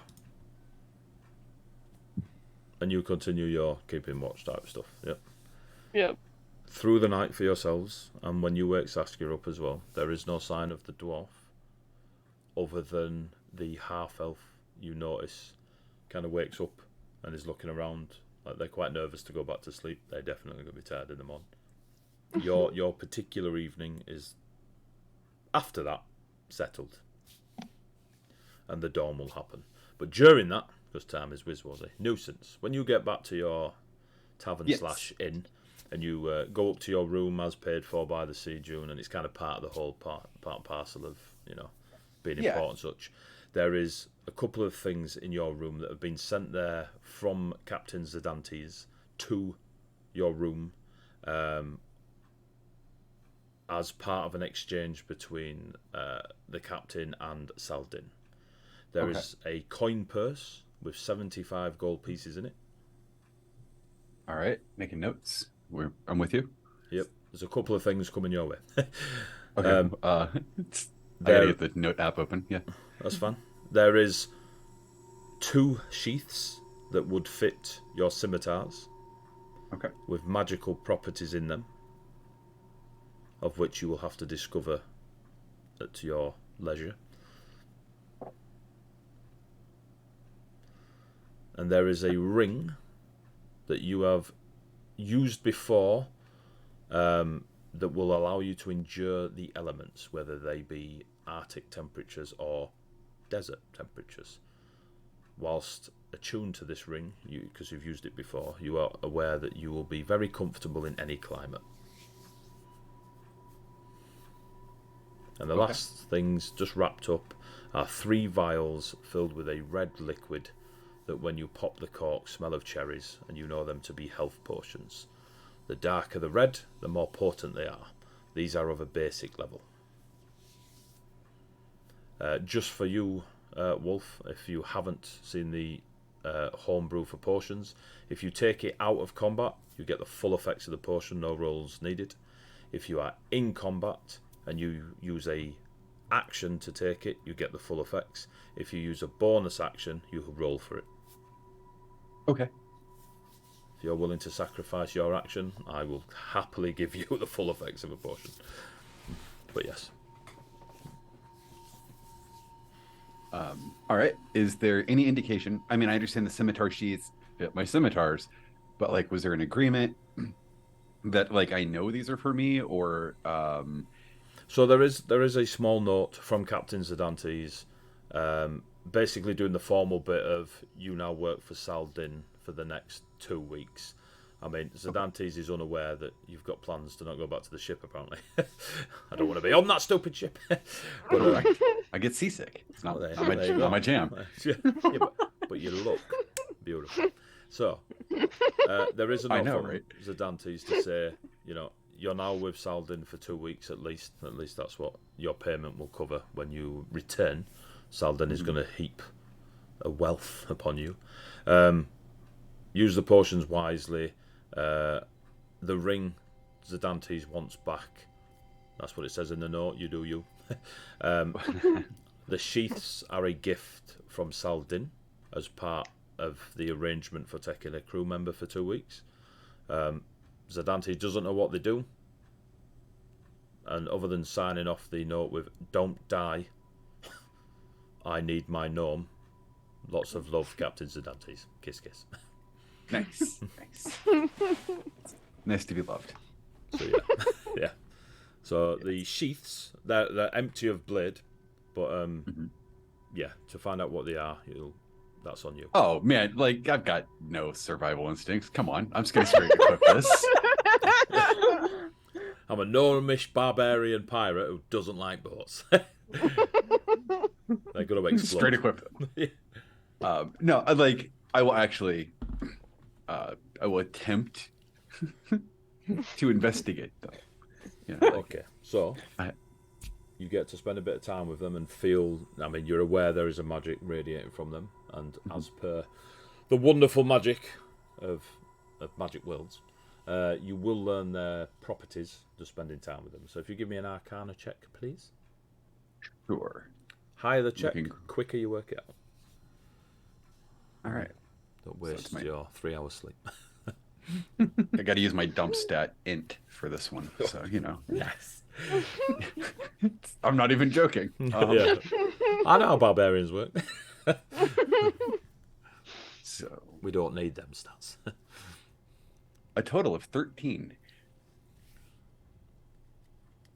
Right? Because it's there are. Yeah. So you'd roll your. I'm assuming you're at like -1 or something for your intelligence. Oh, do you get a boost for being a gnome? I can't remember. I do actually. Yeah. So like I've got a total of 14. All right, that's actually not bad for a barbarian. I know, right? Mine's 8.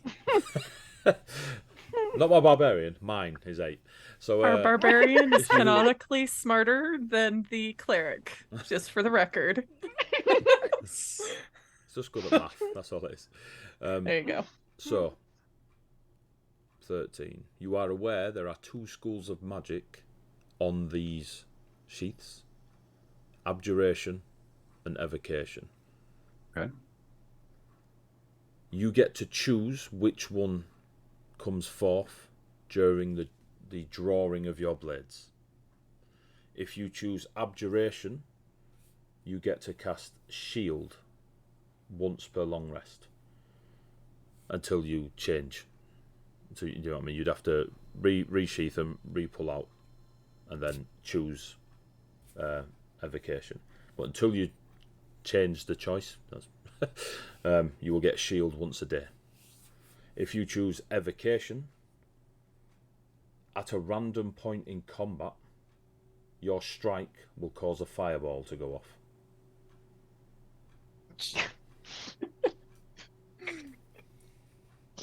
Add to the chaos. Kamikaze gnome. Well, this will be interesting.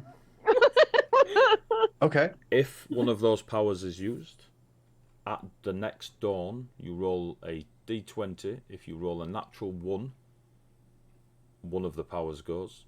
If you roll another natural 1, magic's gone. Ooh, neat. If you are on D&D Beyond, I will homebrew them after the session. Yeah. And not directly after the session, but and I'll get it over to you. But yeah, does it make sense?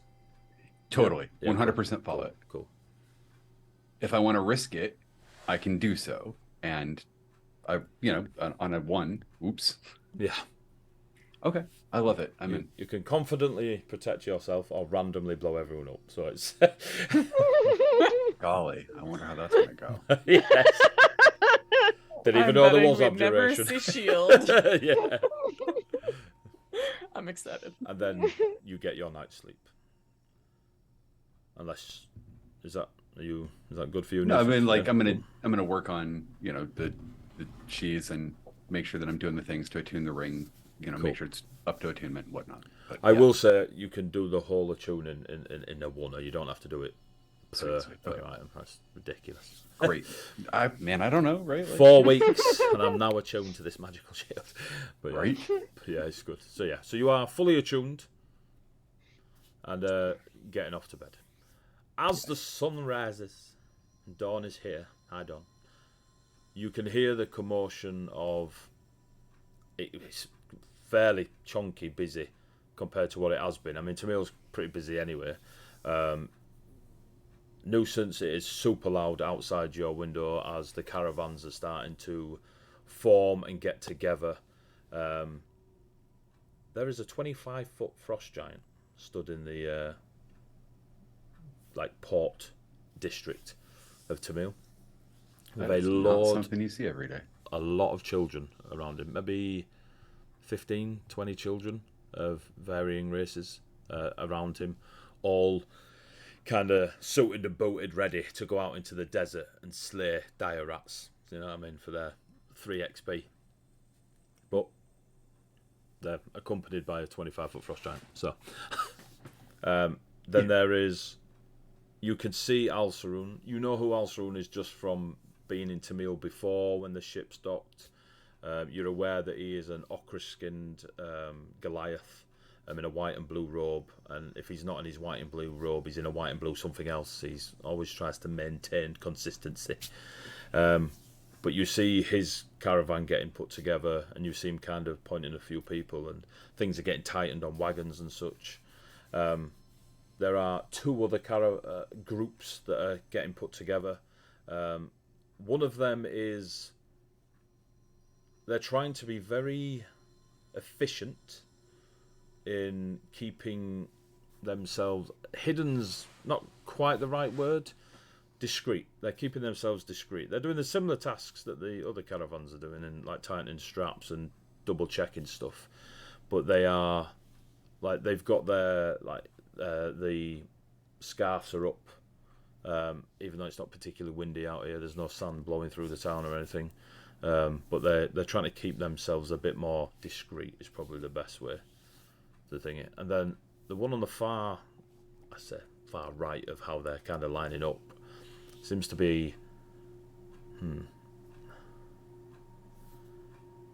as if royalty is funding this particular particular party that's going on this expedition. They have grand wagons with the what do you call them? Where it's like the mini sitting cushions. Is it what do you call it? When someone carries it, and there's normally a king sat in there, or Palanquins? yeah. It's definitely. I know it began with P. Did that begin with P? Yeah, It does. We'll go with that. But it's got some of them P stuff. I should probably reword that. But yeah, you can see that there is a lot of wealth being poured into this, and I don't not just from the hiring, but from the actual equipment. The guards are all uniformed in the way they are physically built. they have very long, misty hair. Like the hair seems to be ethereal. They have no normal generic protection from vast ball of fire in the sky. Their flesh is a very pearlescent sort of colour without the shine. It's just a dull pearlescent tone. The hair, as if it is underwater, just kind of slowly hangs around like the back of their head. It's tied in like a ponytail tied to the skull and then just floats behind them. They all have what you recognise to be long scimitars, like falchions and type weaponry. Very drilled, very regimented.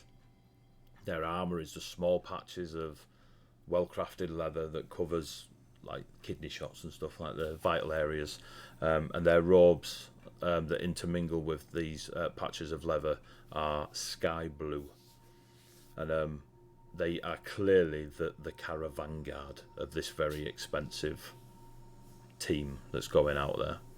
There is an individual that is in jet black everything, like all robes and clothing. Their headgear is obviously protection from the sun. So this person is very much aware of them going out into the desert, and they've dressed accordingly. But everything there's no trim, no extra colouring on it. It is just horrible. Like, it's just such a terrible fashion choice.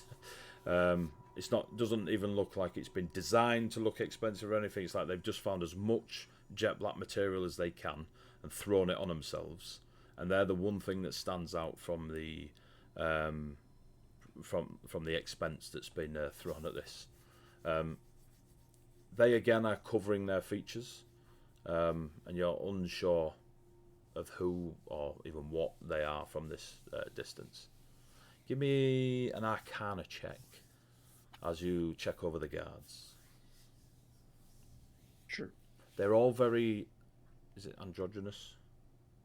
Yes. Yes, they're all very androgynous, these like wispy-haired guards. 18. 18? Yeah. They're dream spirits. Are these guards. And the only other time you've witnessed them is when the Sea Dune stopped in a port on the northern coast. Tamil's on the southern coast. On the northern coast, and one of the Pharaoh's viziers visited the northern ports. They were like on a bit of a... They were travelling through a few of them. And the Pharaoh has many viziers, but one of them was visiting. You're unsure of names or anything, but they were accompanied by these dream spirits that you know to be called the Risut. Okay.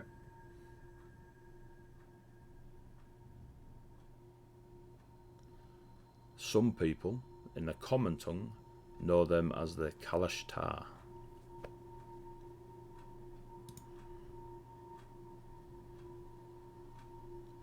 Thank you.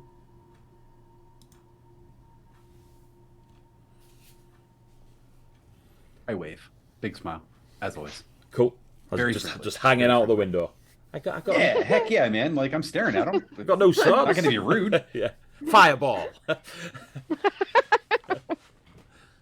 No, wave. Wave. You other three amateurs. You're awake, ready for breakfast meat if you so wish.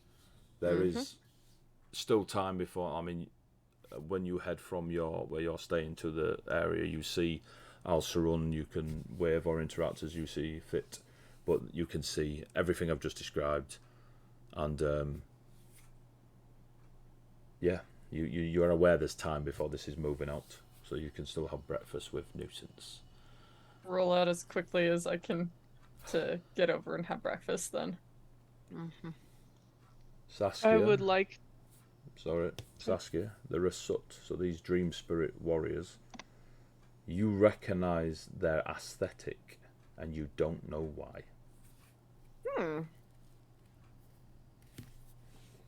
Interesting. And you see a gnome with a silk pirate get-up hanging out of a window, just waving at everyone.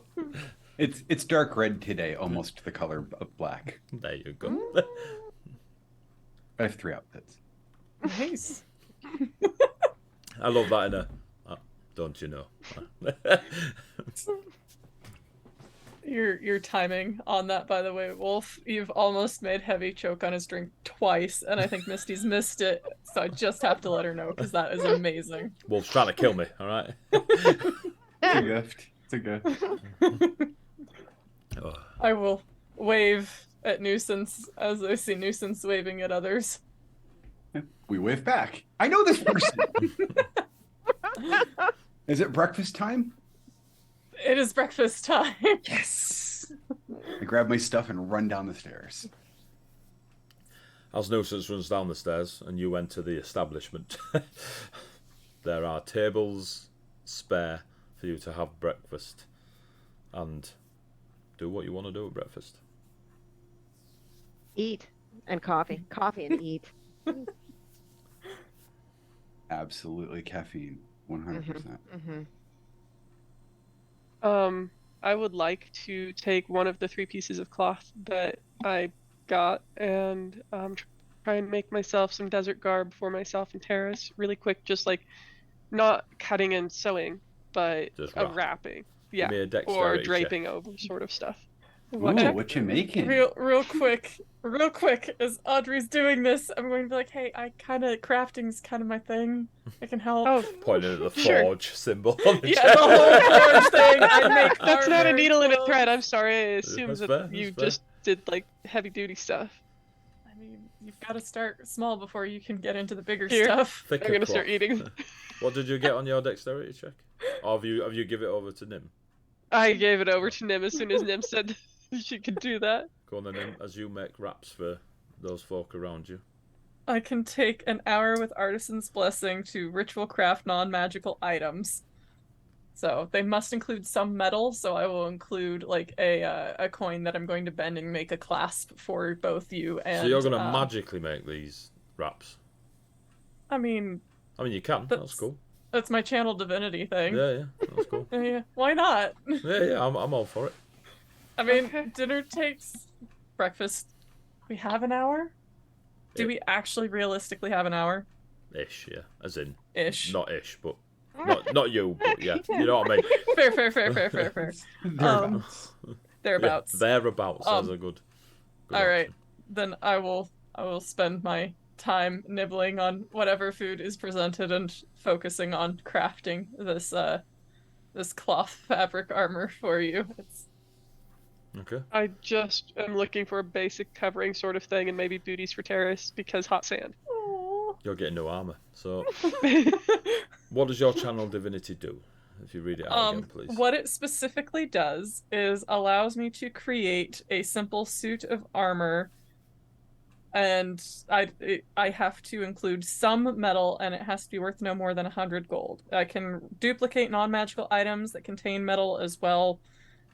So if there's something that I have seen, some garb or something, I could duplicate that as well. I figure if I add a coin or something as like a clasp, that would count as the metal. But if this is Okay. like too far of a stretch, I me- understand that too. Give me a religion check.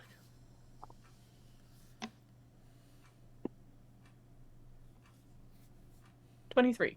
23. Mm-hmm. As you are at breakfast, just, bacon and eggs everywhere and cloth, you say your incantations.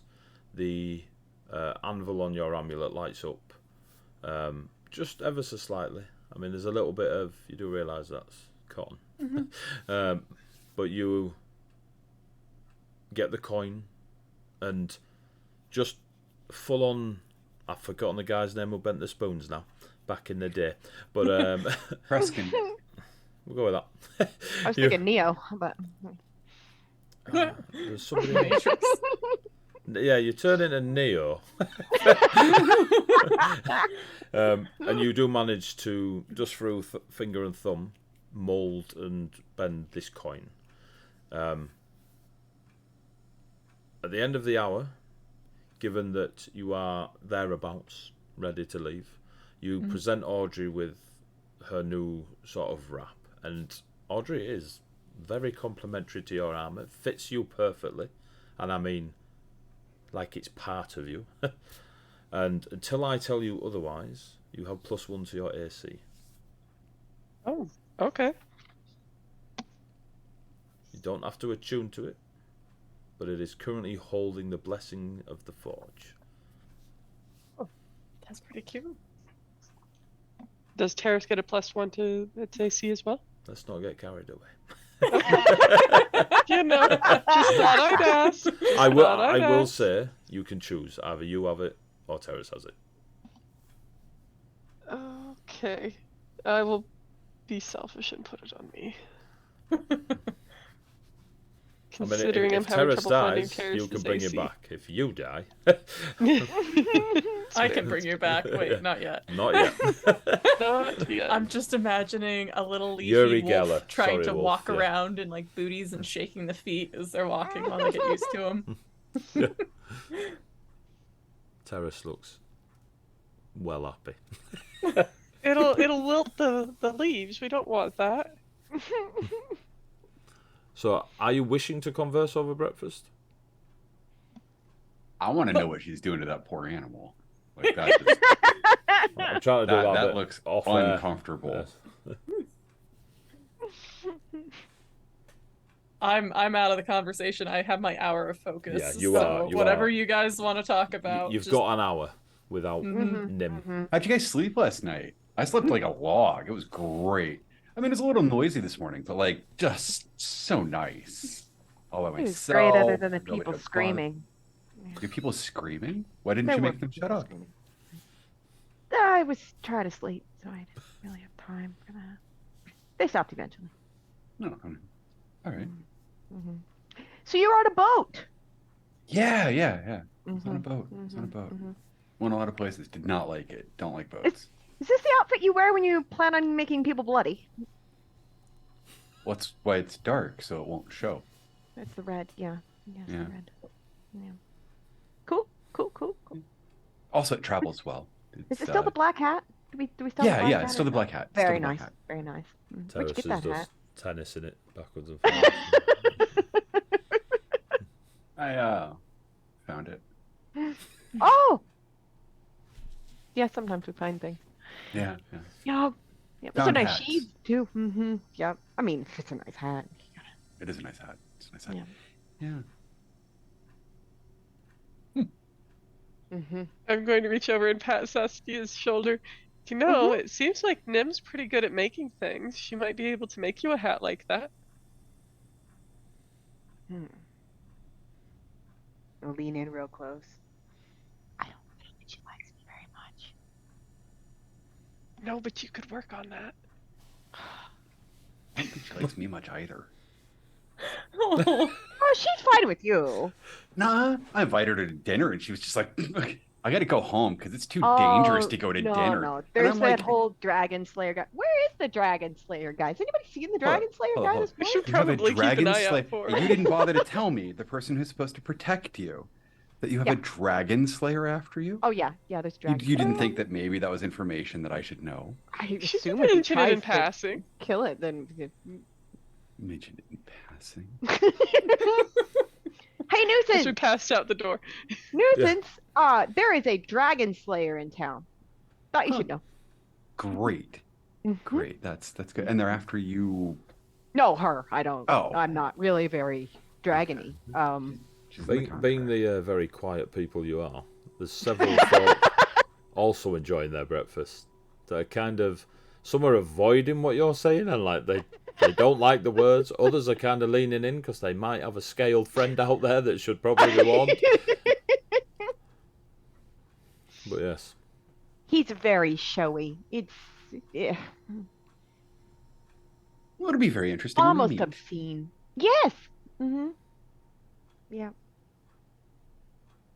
On that Is note, we anybody should who's probably- noticing us, like, are they leaning in or anything, or are they just They're staring? leaning in nosiness rather than Mhm. anything notorious. Now for them a forkful of eggs.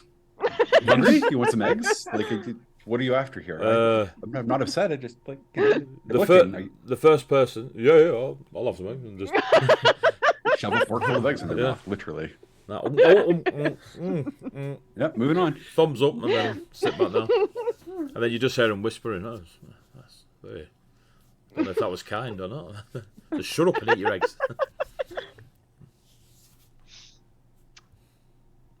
Right. As the hour winds down. So while that happened,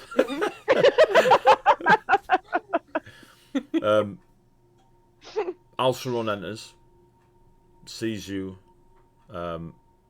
three, sees Nuisance. There's recognition there. There's recognition there. And then walks over slower, takes one of the chairs at your table. Well, morning all, and morning Nuisance. Why are you here? We did need to talk to you. This is breakfast. I slept here Good last morning. Aye, okay. You wanted Nuisance to talk got to me? Okay. Just sits there, fully waiting for something they don't. Look at like. Audrey. Like, I don't do the. I'm going to. Am I far enough along in my thing that I can talk to him, or am This I is at the end. still- This is at the end. This is at the end of your. Pan, did Alcerin directly ask me why I was sitting here? Like, No, kind of asked the air. It was more of an out loud afterthought of his sentence of why is Nuisance here? No, I need someone to call odds or evens for me real fast, because like if there's an out loud question like Oh, that, odds. odds it is. All right. I'm here because I got hired to be their bodyguard. Oh, swell. Oh, They went and look talked at- to my boss yesterday, and like it was awesome. They had the most Oh. interesting conversations, I and will like they look were at his house, and they were Nuisance just talking be about like, stuff. Can you give and us a then, like, second, Nuisance? No, he asked me a question. I'm answering the question, and like I'm answering because like they asked me the question. My name's Nuisance, and I'm a bodyguard, and I was hired. Did you see that they had sausage? Nuisance, they have sausage. I do love sausage. We should get sausage. We should get sausage. Hmm. While Saskia and Nuisance go get sausage. Going to look at Alcerin and be like, so last time we discussed a couple things about the stars that I may have seen, and I kept a couple things out because I felt that they were not to be discussed with public company. And having discussed with your apparently former cohort, someone you've worked with, informed me that this is something you have all seen, and I will inform him the full story of all of the constellations I saw my first time sitting in the area. Yes, Audrey. Because yeah, How loud are you having this conversation? I will kind of lower Yeah. it down when Yeah, I'm talking okay, about that okay. stuff. And I'll then just, this Damon. and I will just. He, of course, took interest in us because of this. And I believe that his mission is to gather information, while yours is to bring back. So he proposed that we have a bodyguard come with us and bring back information if it is not a star, and you wish for the star to be brought back. I did not see a problem with doing both. Throws his arms in the air. Of course he suggested a bodyguard. I mean, Nuisance has done some work around here before and is pretty damn capable, but didn't think they'd be working Well, for. Unfortunately, we have some. And I'll look at the other two as Saskia's up at the counter. I'm guessing. He has something that interests them, so it feels that they would be working with him regardless of whether I was or not. And I felt it better to keep the group together Well, and yeah, be as like, transparent as possible with you. Saldin keeps walking around saying it's not a star. Like, how stupid can it be? Like, you just, and then reels off. Like, you just told me about the constellations you see. Like, that's not. If that's like, I've it's been a told it's not a constellation. star. What? Just what? By a nightmare? Baby nightmare? Have you been drinking, Audrey? Nope. The sun's just up. What kind of mushroom hummus was that? Yeah. It's very brightly coloured. Bitter. What do you mean? Are- What do you mean? A baby nightmare? And now Al-Sarun is like punching in. The conversation looks dodgy. Like you three are kind of just. I'm going to at that point like flare out the material over Terrace and just be like, "There we go," and just like distraction. Terrace looks very at you, clumsily. just goes woof. You can't be speaking to the nightmares. You can't trust the nightmares. It wasn't a full-grown one, They're and it did warn me about the big ones. the big ones. There's apparently a big one by the Knot Star. That's the baby nightmare. Told you the big ones were out by the Knot Star. That's all I was told. I figured I would share it because it is your expedition. It is a star. Even the nightmares believe Saldin's tripe. And the big ones is.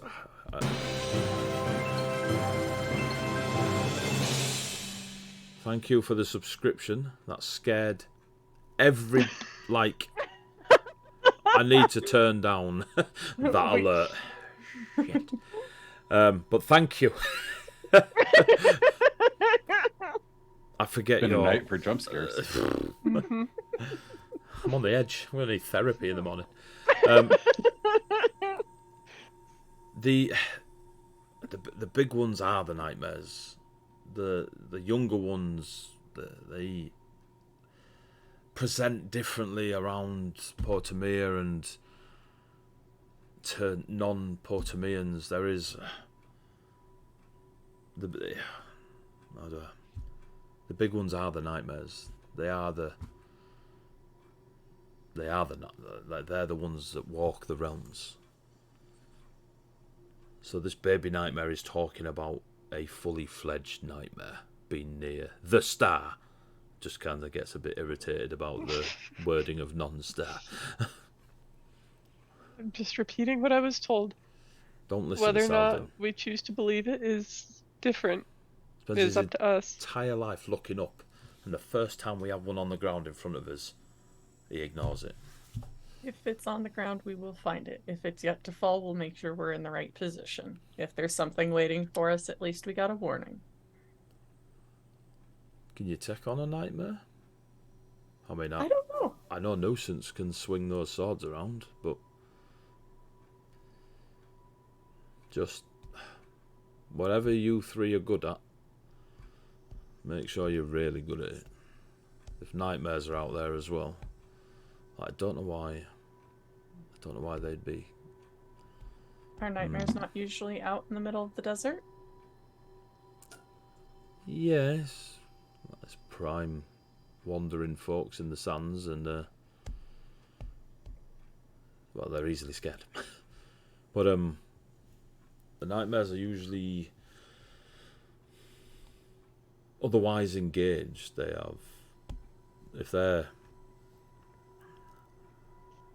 wanting the stars as well.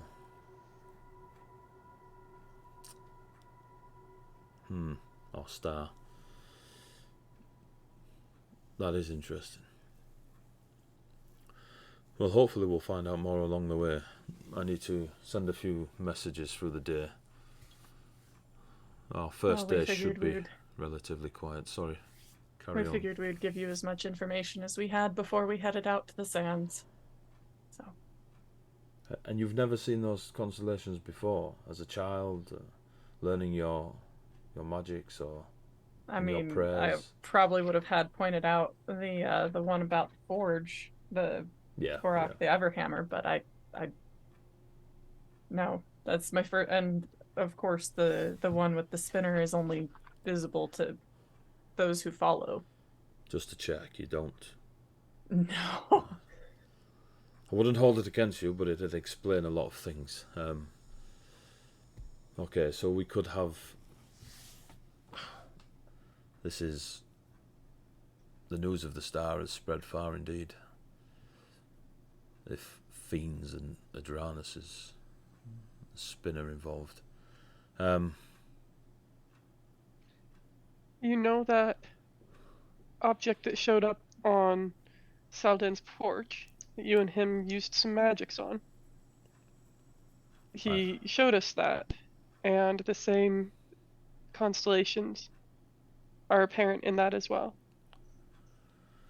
They are.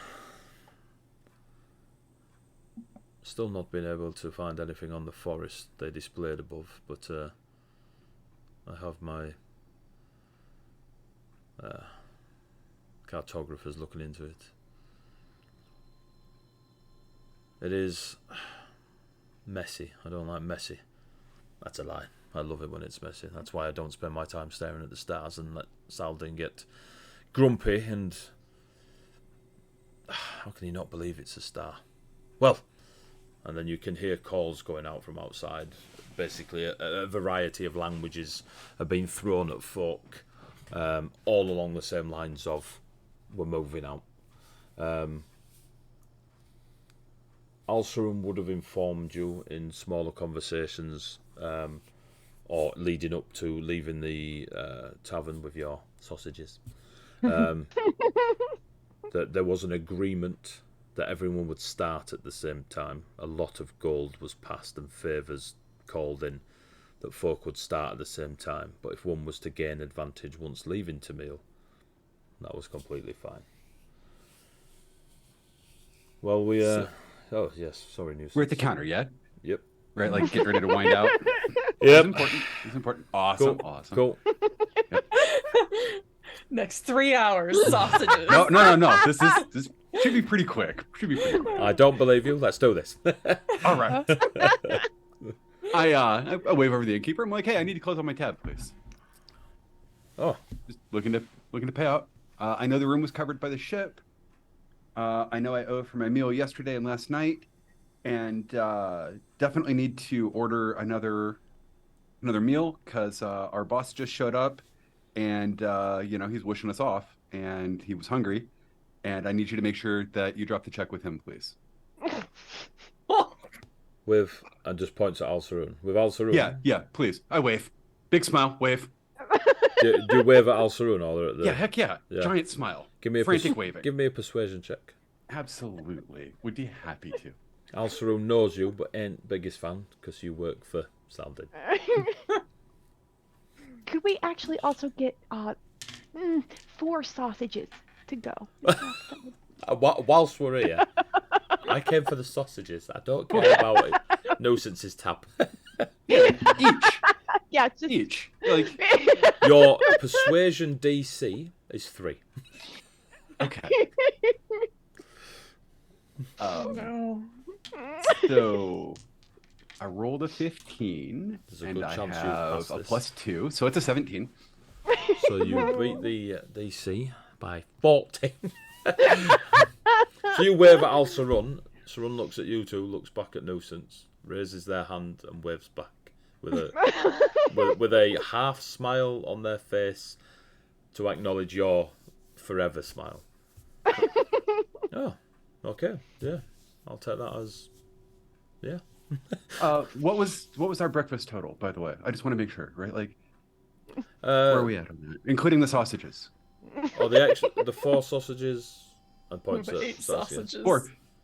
Oh, so Should you 4 be, each. Yeah, it should be 16. Should be 16 sausages. 16 Oh, shit. sausages. Yeah. Well, that's it. I mean, they've got a massive cook on because of all that's going on. Yeah, it's fine.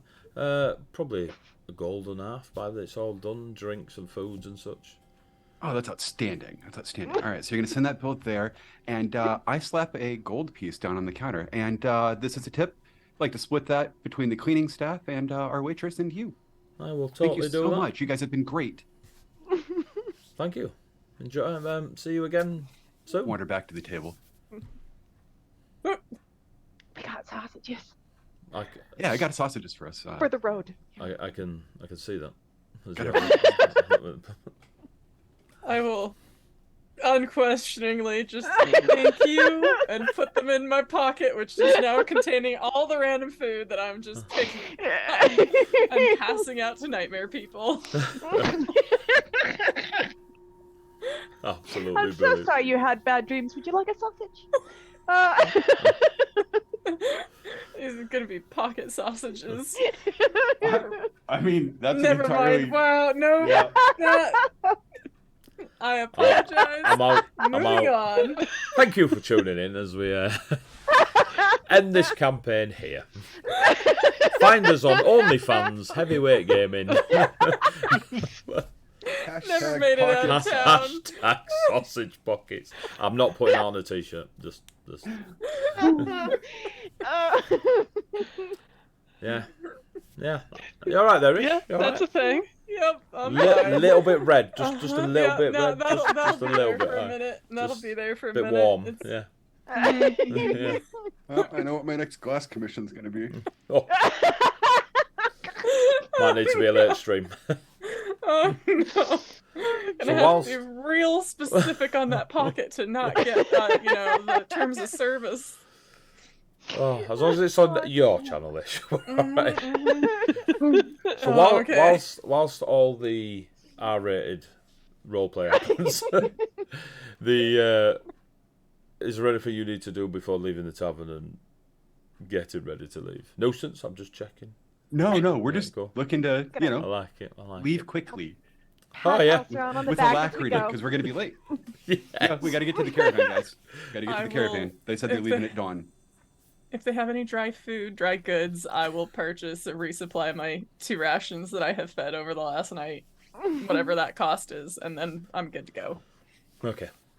As you leave the tavern and you see these grand, teams put together, the wagons, horses, camels, guards, the amount of stuff on these wagons and such is just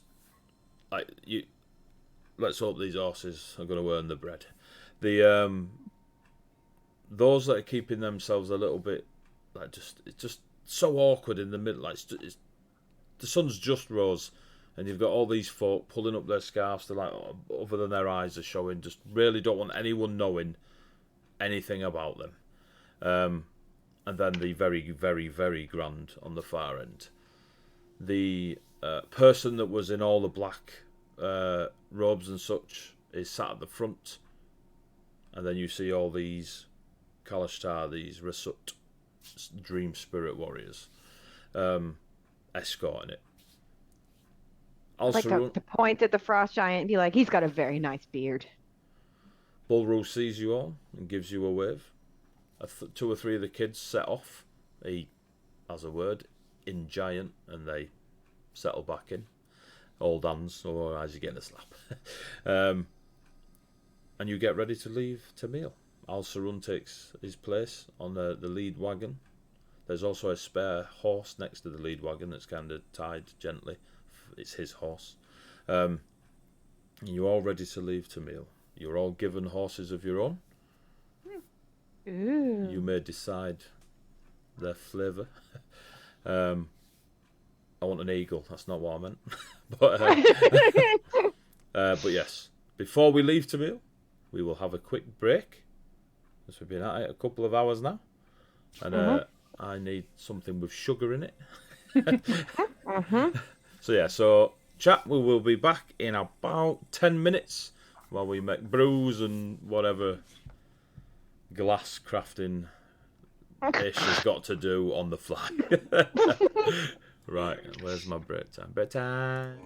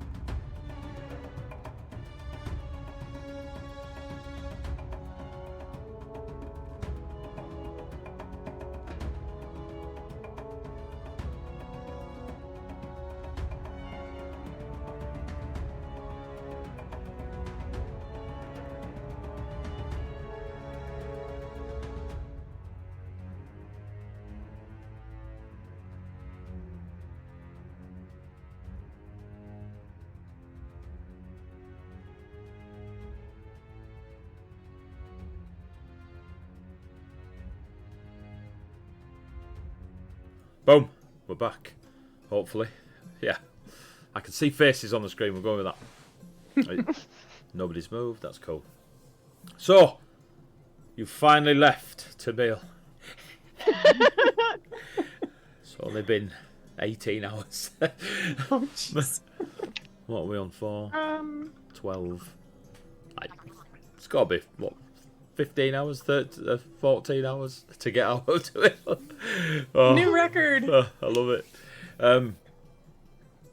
You hopefully have heard the music change as the caravan and the people, there's several caravans, all head out of Tamil along the southeastern road, further into the desert lands and the merchant trails. You will eventually leave them to go into the more wilder areas. But for now, all you have Bulru and his younglings that appear to be able to keep up, and they don't have a caravan. They don't have beasts of burden or any such thing. They all... It looks like a school trip. A D&D school trip. But they keep pace.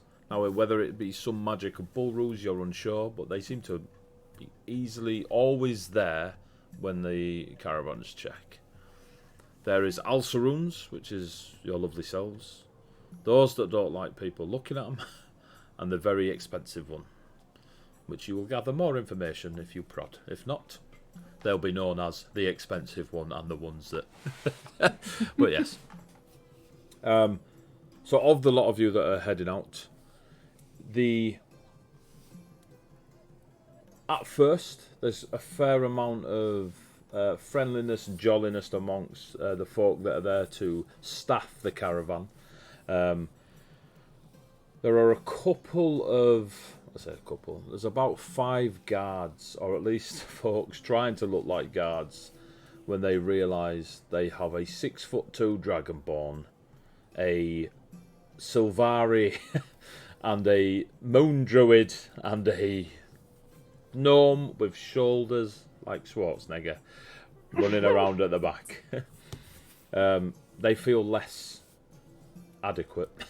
But they try to stand proud, and they've got their spears and short bows and such. And you can see them prodding each other now and then and pointing at you a lot and looking, unhappy emoji face. Well, when they look at me, that's a nice spear. It's very nice. Mushroom spear. Nim, did you raise your pen? Yes. When we get moving and we've had some time to kind of travel and look at the other caravans, do I notice anyone of similar stature, color palette, and or appearance of the You see the dwarf happily, Great. Mm-hmm. riding a red-scaled drake. Yep, alongside the very expensive caravan. What you do notice immediately, being a cleric and able to assess wounds and such, is that drake is heavily scarred.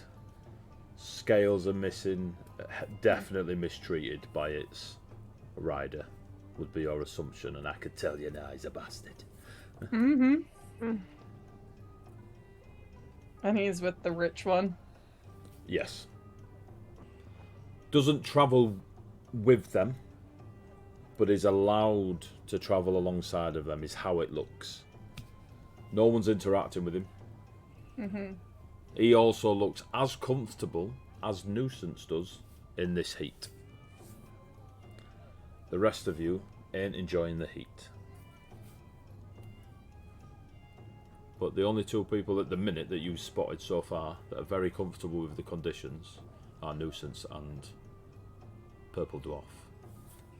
I'm not going to cast any spells at the moment for it, but rather than riding the horse, I will be walking with the horse and talking to it, just inanely about whatever we see and pass and do.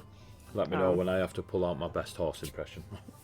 I will. I definitely will. Can't wait for your Mr. Ed. Mr. Ed, yeah. For now, So- I'm just building on the natural side the relationship between me and the horse. So, if I see something it looks at sideways and wants to eat, I'll pick it for it and hold it up. Cool. That sort of Give thing. me an animal handling check.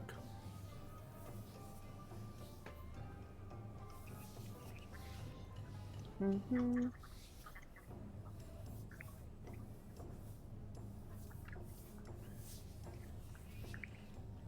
I got a nat 20. There are other numbers on your dice, folks. Right, just- Hey, I have been getting very low rolls Fair, since I've fair. started this game. Audrey gets most of the good ones. Rogues are default high rolls. So we can let Audrey off. Which one is? I know it's a. I want to say wisdom, but I'd have to It's check. wisdom. Yeah. It's wisdom. I think your Thinking wisdom's it's a plus proficiency 4. too, though, isn't it? Probably as a druid. So you're at plus Mm. 7, maybe? Probably, yeah. Go with that. Go with plus 7. Okay. Okay. So 27. Doing pretty well with the horse so far. I mean, this horse opens up to you, crying their eyes out, telling you about when they were a wee fall and like their first steps. Like you are It was hard. It was You are hard, yeah. kindred spirits, like, or in your case, kindred spirits. We Yes. see gentle comedy. It can be done, folks. You don't have to make it. You know what I And we don't have to go all phallic here. mean? Yeah. Not clean comedy. That's not a word I hear every day, to be fair. So we'll put it on a t-shirt. The horse is more than happy to be your friend. Excellent. Excellent. So Nim, you do see the, like I said, you see the dwarf and such.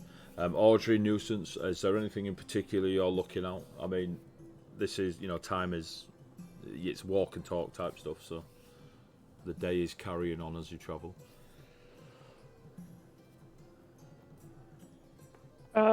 Not particularly looking.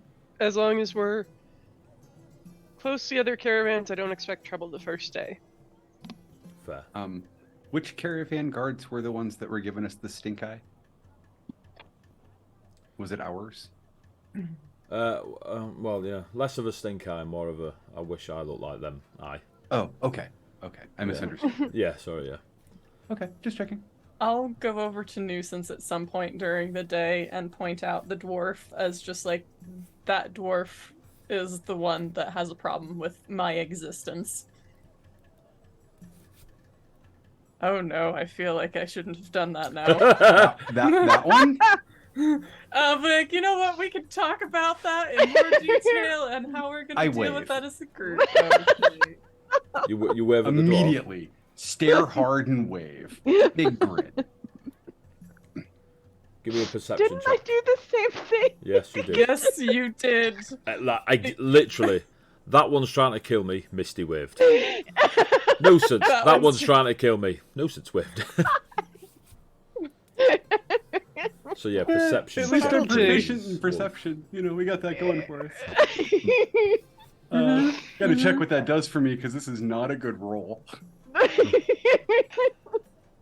All right, so perception means I get to add my skill modifier to it. Oh, thank goodness. With that skill modifier, we're up to a 9. Yeah. So Oh, That's a happy DM.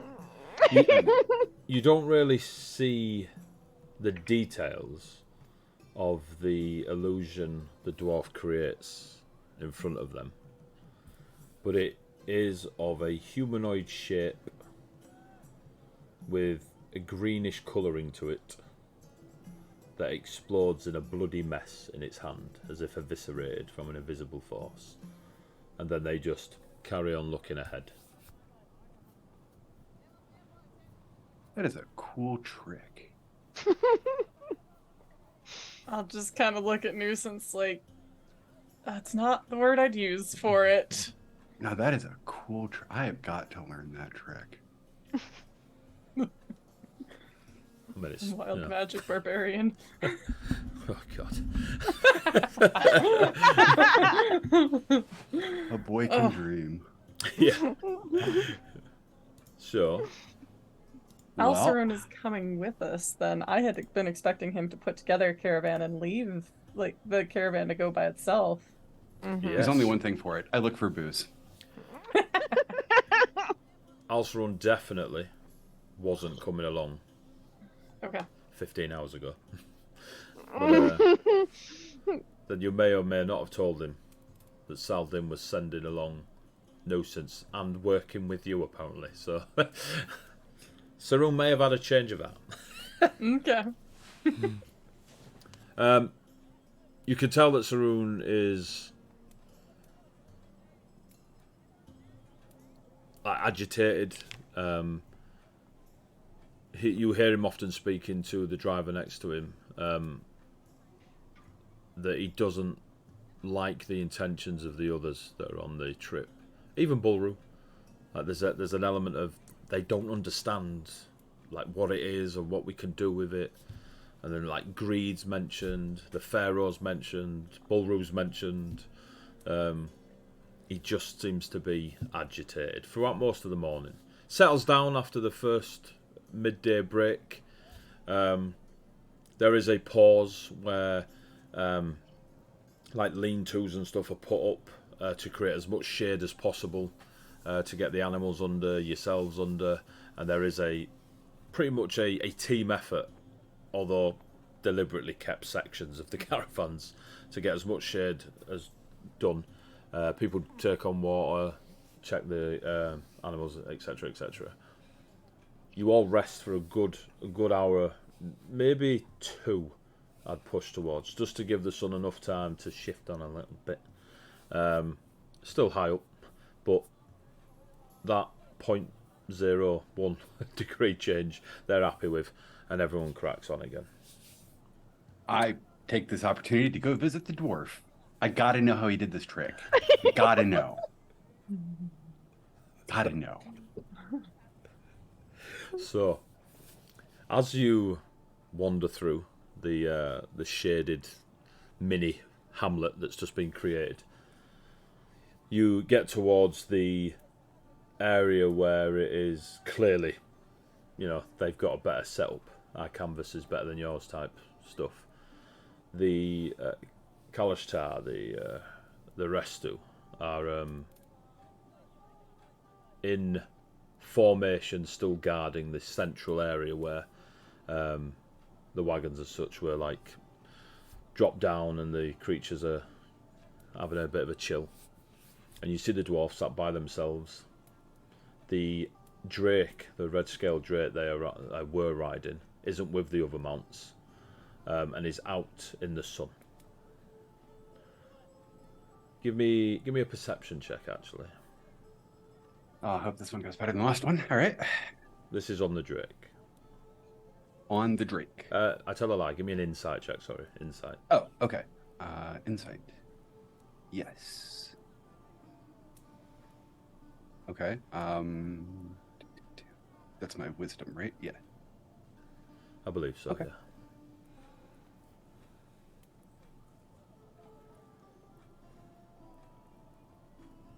Yes. Okay. Sorry, doing math.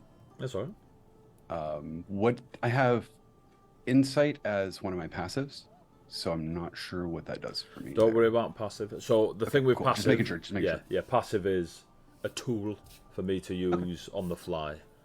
If I think it's a very obvious thing that you'd spot because your passive insight, perception, etc. is high, then I don't make you roll. But this is more of a focused attempt. Okay. 13. 13. The drake seems to be in a... happy is the wrong word, but is more comfortable in the sun than the other mounts around here, and is definitely more comfortable with the gap between itself and the dwarf. Okay. Cool. As you approach the dwarf, you get within 30 feet of them, and I need you to do a charisma saving throw. Ooh. Okay. I love this plan. Charisma is not a dump stat for me, so that's great.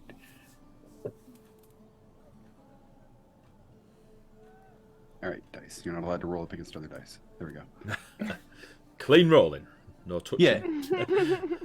No, I mean it rolled up against my mouse pad and it's landed on an edge. Yeah, and so, yeah. Okay, so 16 plus 2 is 18. Give me a moment.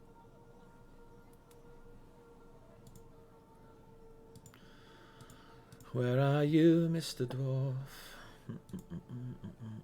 Although I'm not sure what I'm rolling against. So Aye. Let's give me Can a I moment. manage to be within spell range without being anywhere really near? Is that possible to It meander in depends the... on your spell the because outskirts? they have different ranges. So Okay, alright. they are not near you. Like they are, Mm-hmm. like I say, everyone camped in their own little bits, even though everyone's canvas is kind of connected. So, Mm-hmm. I mean, nuisance right now is easy. 150, 200 feet from you, like. Shit. Okay. Oh shit! Give me a sec. I'm looking at the wrong not baddies honest gov. Where are you? There we go.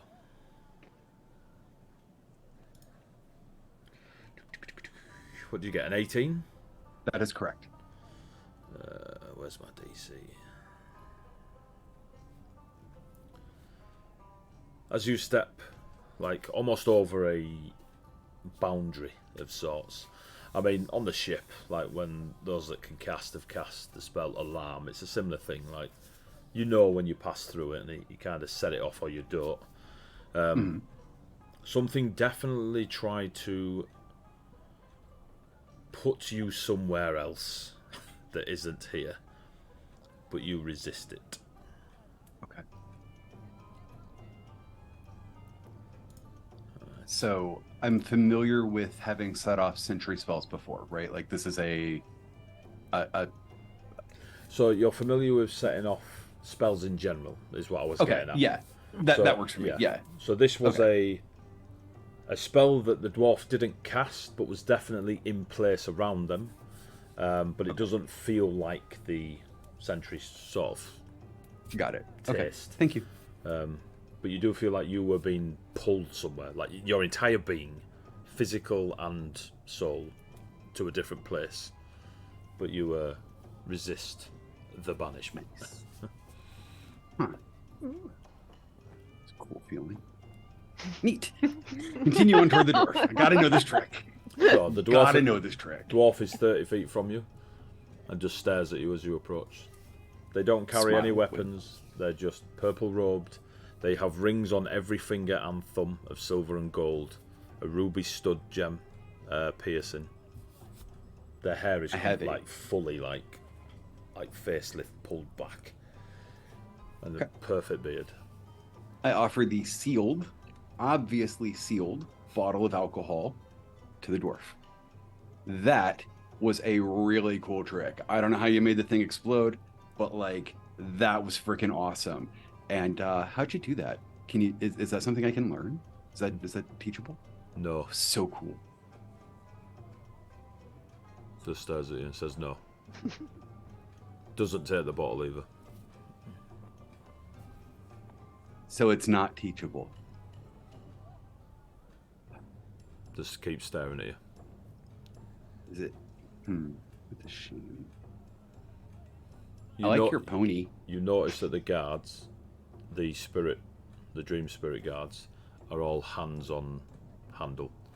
They've not drawn their long scimitars, but they are not surrounding you, just those in the vicinity have moved their hand to the handle of the sword. I keep my hands in plain sight, still Yeah. holding the bottle of alcohol. Give me we're a- not making any moves. Give me another insight check. Absolutely.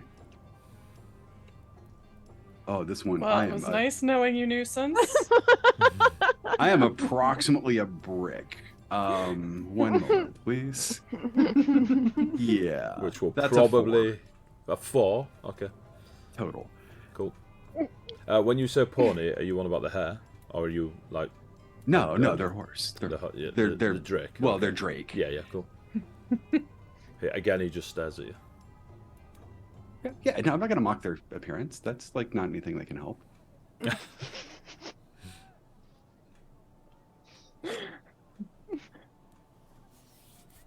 Huh. Well, we'll try again tomorrow. Have a good night. Oh, Turn, no. walk away. Guess they don't like that booze. As you leave, give me another charisma saving throw as you pass the same 30 feet away from the dwarf. Oh, thank God. That one went much better than my last roll. Okay. 17. 17. Yes. I got you, you little bastard. Well, whatever.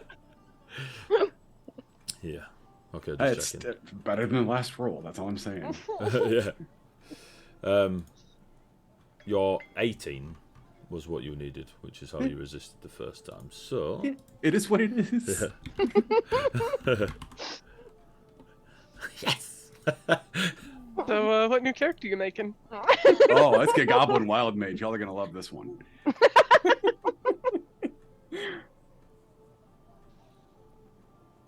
So, Saskia, so you were obviously watching Nuisance, testing out, feeling out your range of magics, and you can see this happen. When Nuisance approached the dwarf, they stopped and then carried on. Conversation happened. You saw the guards react in a way. How close do you get? Probably 60 feet looking at these spells. Okay. Give me an insight check as you put yourself within 60 feet of their conversation. Yep. Excuse me, Heavy, was that a saving throw against magic? It was, so you have it at advantage because you're a gnome. Okay. And it is charisma based, so yes. Okay. So what does advantage do for me? I'm reading to make sure Roll that twice, pick the highest. Oh, okay. In that case, I'd like to Yeah, like go to take that advantage moment and Yep. see if maybe we can hit that 18. So you've obviously now know the DC's 18. So Yeah, but like I did not, and like yeah, so, yeah, you know, 100%. No, Yeah. yeah. Okay, so Good thing you rolled a gnome. yeah, I'm real happy about that right now. Not gonna lie to you. That's okay. So So you may or may not see no sense disappear. okay, so it's wisdom and then plus. It's exactly 18. meet it, beats it. So you Okay, succeeded. cool. I wasn't sure. Yeah, that's fine. So as you are crossing back over away, you get to that 30-foot mark. You feel the same pull, etc. And don't, get banished. My I'll make a insight was mental 14 note if of it the matters. 30-foot mark. Well played. You do notice 30 feet in front of you, Saskia. Saskia, can you give me an insight check if you haven't already? It was 14. 14. The Kalashtar, the Dream Spirit Warriors, with their hands on the handles of their weapons, are not looking at Nuisance. When that conversation happens, they're looking at the dwarf. Interesting. But Nuisance does not disappear. Good. That's good. Yep. Yeah. Well, not today at least. Maybe. Yeah. Maybe tomorrow. I am gonna learn this freaking trick. Okay. And Nim breathes. Oh God. Okay. It's one of those like, how obligated am I to go get this person I just met out of definite trouble? What? We don't know where he trouble? went. From a Are they dragon's booze? day. Making friends. So, But Nuisance, Friends. are you walking back to... Yes, because we can't make friends with the dwarf to learn the trick today. Today. You pass Saskia. Saskia, on the way back with Nuisance, give me a perception check. Okay.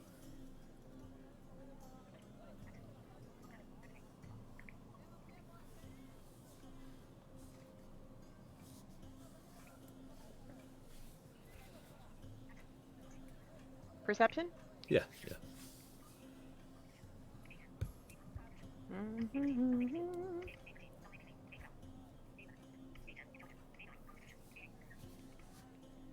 Where are you?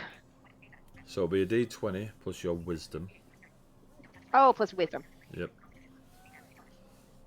I don't know if you're proficient. You can be as a druid, but I think you've got to select it. Yeah. I insight, but not perception. I don't think. Okay. So it was 21. The half elf that screamed in the room, you see tending the horses and camels of the very, very expensive caravan. I think I'll meander in that direction. Okay. I'm talking with her because, like, she likes food. She likes booze. Yo, he did not like this booze. I got this booze. It is still sealed. You want some booze? Trying to make friends here. Like, Yeah. dude would not be Let's go friends. make a friend over here with this guy with the horses too. Oh, I like horses. Horses are cool. Yeah. So It's you do, I have midday, right? sausage. You have booze. Let's go meet people. so you Hell you yes. veer off towards them, yeah? Yeah. Okay. As you approach, the Dream Spirit Warriors, they don't care. They don't care. Quick Got it. sidebar to Audrey. Yep. Just kind of look at her watching Saskia head off with you and be like, "You just let me know if we need to go get them." I don't know what they're getting into, but maybe talking to other people isn't a bad thing. Audrey's holding up coins she's found. Just there's a lot I of don't know. opportunity. Audrey and Nim, do you wish to do anything before we see what Saskia and Nuisance do? Mostly I'd like to kind of just observe the other groups, kind of see how they interact with each other, towards each other. In the observing, I'd like to go around and like help out. I've got like guidance. I could basically assist people doing things Spam. pretty easily. Yeah, basically clerically be helpful while also paying attention to how people are behaving to each other. Okay, so give me we're going to do 4 perception Okay. checks. First one is on Bullroo's lot, so give me a perception check. If I may help Nim, I would just kind of wander around with Nim. Okay, so you can roll these at advantage. Okay. Same exact roll for Bullroo, and that is a 14.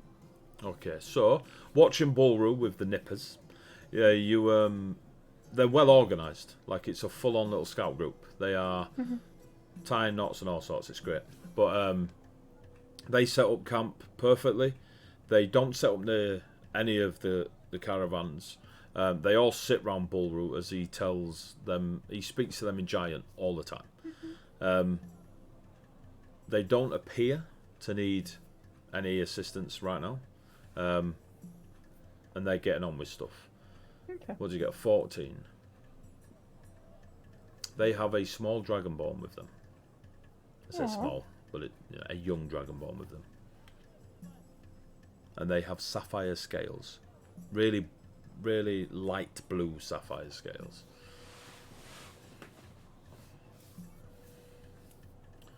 And they are wearing chainmail.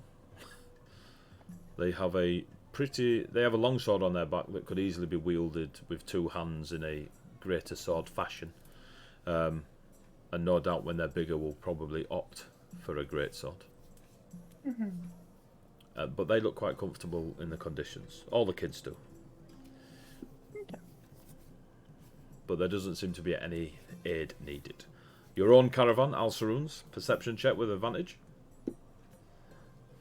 I'm getting 2 of every roll I make.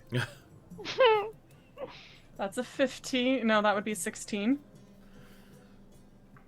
There are a few folk that you just casually guidance as you are wandering around your particular camp, and they're grateful for it.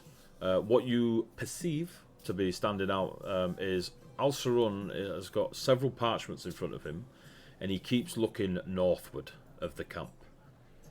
Like you've gone out on the southeastern road, and you are now heading east-ish along the coast of Portamere. Okay. And he keeps looking north. I mean, directionally, rather than 10 feet north. And then keeps looking at the sky, and he's comparing the placement of the sun, and then northward, and then the parchment, and that's kind of what Alsaron's like completely immersed in at the moment. When anyone approaches him, he just puts his hand up and he continues looking in. Okay. Who's the next? The next one are the folk that are trying to keep themselves as discreet as possible. 16 as well. 16. Let's have a look. What are these little?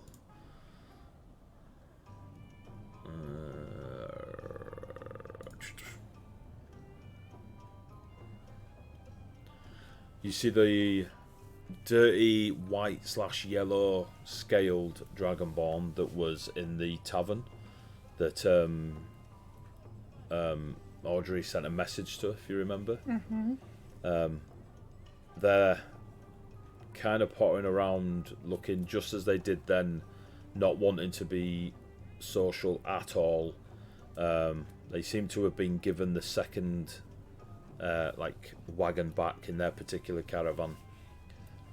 You only know it to be them because for a brief moment they pull their scarves and such from their head and do a bit of a stretch, and then they put them back up again and pull the scarf across.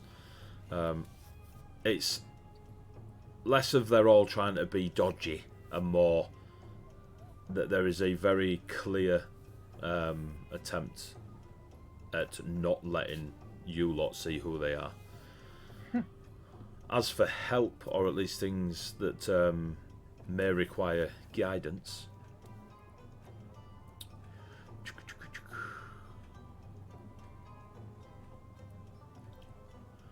there is a young human. He's clean shaven, is a definite native of Tamil. Seems to have a saw on his shin, and he's pouring the water looks thick, but it looks like water, and he's kind of more gel, and he's like rubbing it on his shin, and making painful expressions.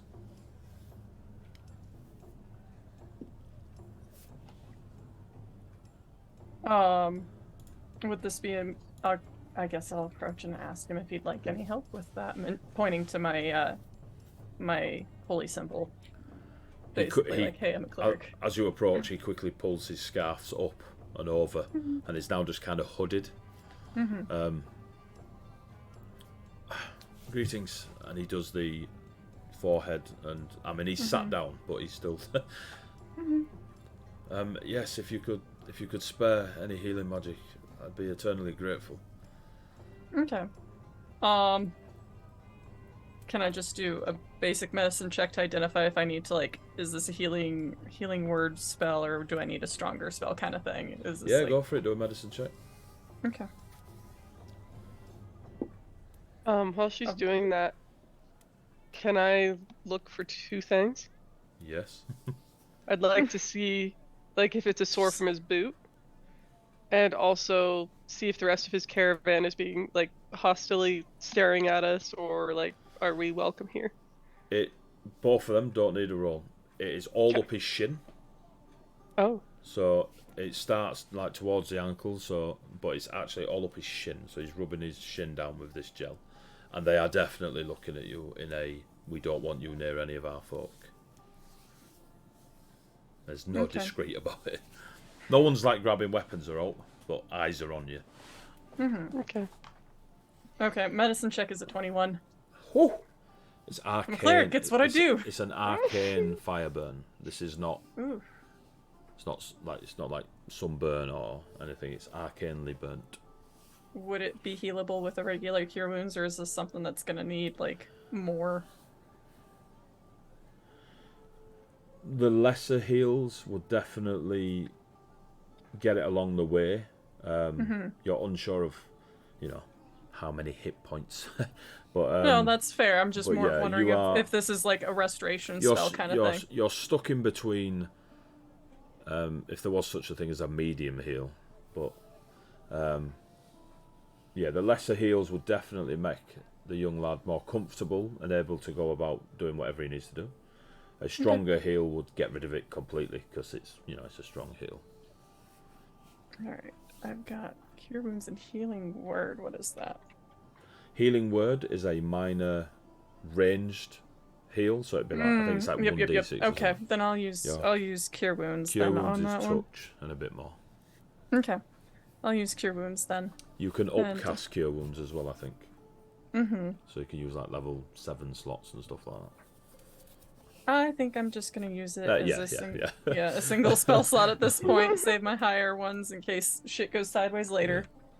But that's the big difference. Is healing word is just a one-shot stop them dying. Cure wounds is you can decide how much because you can upscale. Perfect. All right, thank you for the clarification. No worries. I'll So just your kinda- healing word? Yep. Cool. Cure wounds. I'm curing. Oh, your wounds. cure wounds, I sorry. will. I'll do the touch heal on him and try and like make him more comfortable with that. I will say because you are not under any stress in combat and you rolled really high in your medicine check, that you can max out that cure wounds. It's a D8 plus I think my wisdom modifier. So 8 plus 3 would be. your modifier. So you do 11 points of damage. You inflict wounds. I hurt him worse. Yeah. Haha. Plus your Told spellcasting you. ability modifier. Yep. Yeah. So normally Alright. you'd have to roll, but I'll say with a 21 on your religion and no one affecting you, not in a fight or anything like that, you can concentrate a bit better and just max out that heal. Perfect. And young caravan guard is very, very appreciative as he stares at his shin and he sees the flesh like mend and stuff, and he pulls his trousers like down over his leg and stuff. Stands up and he's doing a little test, rolling his toes in the sand. Oh, thank you. And he covers up. Sorry, Yep. we can't. No, I'm I'll not just supposed kind to. of no. My No apologies. worries. I'll just kind of keep looking like obviously I'm averting my gaze to give him that privacy so I'm not like getting him in trouble. Yeah. The name's Kilim, by the way. Like, don't worry. I'm just working for him for now. Like, don't worry about all this. It's weird. If you end up, I of Superstition. course am gonna take care of my crew first if they need it. But if something goes sideways and you guys need some help, there is a cleric in my group. I'm willing to help. Thank you. It's appreciated. Yeah. And he does let me get my dice. He tries to pass you something. Jesus, he's pretty good at this. And as he does the sign again, and as he does that with his hand, he kind of just lets a gem fall from his fingers towards you that you reflexively just catch, and you just pin it to your chest as you catch it. You can feel it under your fingers. My gratitude. And he goes, "Now, be gone with you. Leave me alone." And he says it quite audibly to. Okay. I'll give a hasty and then head on out. I am not going anywhere near the dwarf caravan for offering guidance to them. I'd still like to take a peek at them, Okay. but I don't want to So- mess with them. You have a small emerald under your fingers. Maybe half the size of an acorn. Acorns are quite small over here, so if you've got like 6 foot acorns, you know what I mean? And give me your perception check with advantage. I'm assuming Audrey's still helping you. Look stuff Robbing out. blind everyone we come into contact with. That is a nat 20 plus my perception is I'm just scouting. That's all Yeah. I'm doing. 23. For some reason, Audrey's Just scouting trousers what's in your seem to look bag bigger. and what's in your bag. I'm scouting this bag and that So you got person. nat 20 total of 23. You guys 23. don't trust me. Trust you as far as I can perceive you, and unfortunately, I'm not as perceptive as you are sneaky. You also see, like when you see where Nuisance and Saskia were heading, you see the half elf that you gave the dried apricot to the night before, tending the horses and such. You see the dwarf staring straight at / through you. Amongst the Kalashtar, these dream spirits, there is one that doesn't follow the same uniform and is clearly of a higher rank, hierarchy, however they deem that particular role to be. And they are in full plate armour. but they are not a big, like, hulking giant. They are still pretty lithe like the rest. Their hair is not tied in a ponytail, but it still has that ethereal, like, moves as if cares not for the breeze.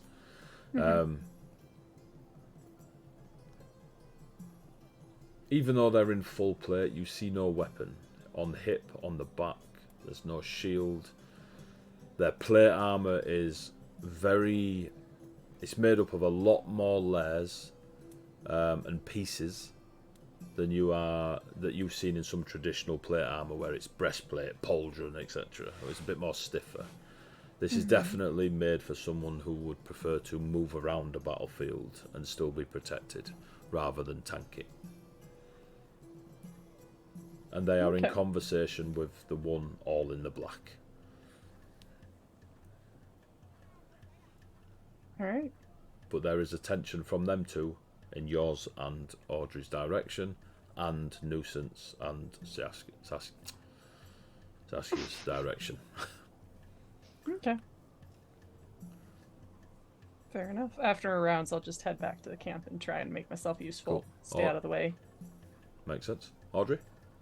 On the walking around, I'd like to take note of anybody that's about a foot height similarity to mine. Like, take mental images of what they all look like. If there's anybody in any of the other caravans that's around my height. Around your height? Maybe like within a foot or so. Give me a perception check. Okay. I will say, as you've been doing that, because you were helping Nim, the DC in my head's a little bit higher. No, I'll just make it higher. Perception, not proficient in that, so 21. Disadvantage. I can roll again if you want. I'm at the DC 50, so no. That's fine. There are a majority in each that are at least your height, maybe a bit smaller, a bit taller, but around your height. You could easily disguise yourself. Okay. But yes.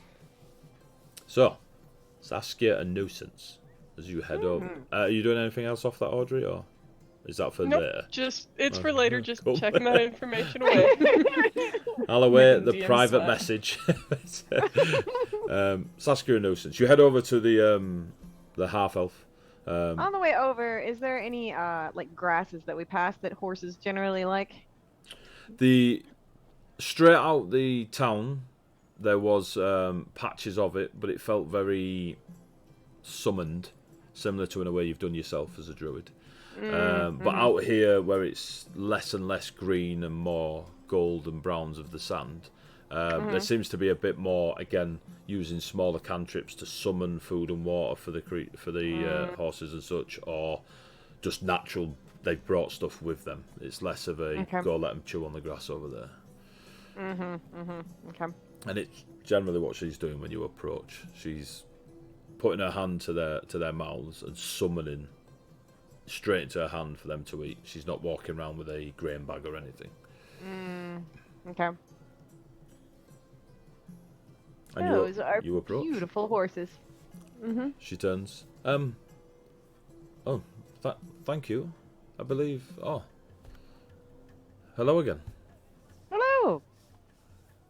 Sleep Did you well end up last getting any night? sleep? I did not. Better I than slept you. terribly. Oh. Just a nightmare. The recurring nightmares happened a few times since I got here. I imagine it'll get better now that we're out in the. It's been with me since I was young. Oh, has it? Yeah. Elbow nuisance. That was the screaming. She looks down at the sand and looks. Yes, yeah. I got a bit frightened. Apologies for if I woke you. No, you couldn't help it. Would you like a sausage? I'm okay, thank you. Okay, put it back in my pocket. Can I pet the horse?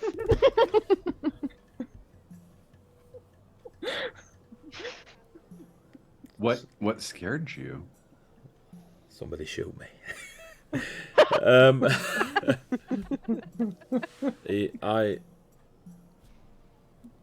Just What's affecting my party? They were sleeping with this person. I was I lost my mother in a caving accident Oh, when I was just young. nightmares. Got it. Yes, Just sorry, got nightmares. got Yes. Yeah. Nothing in the room or anything. Although I did have to check.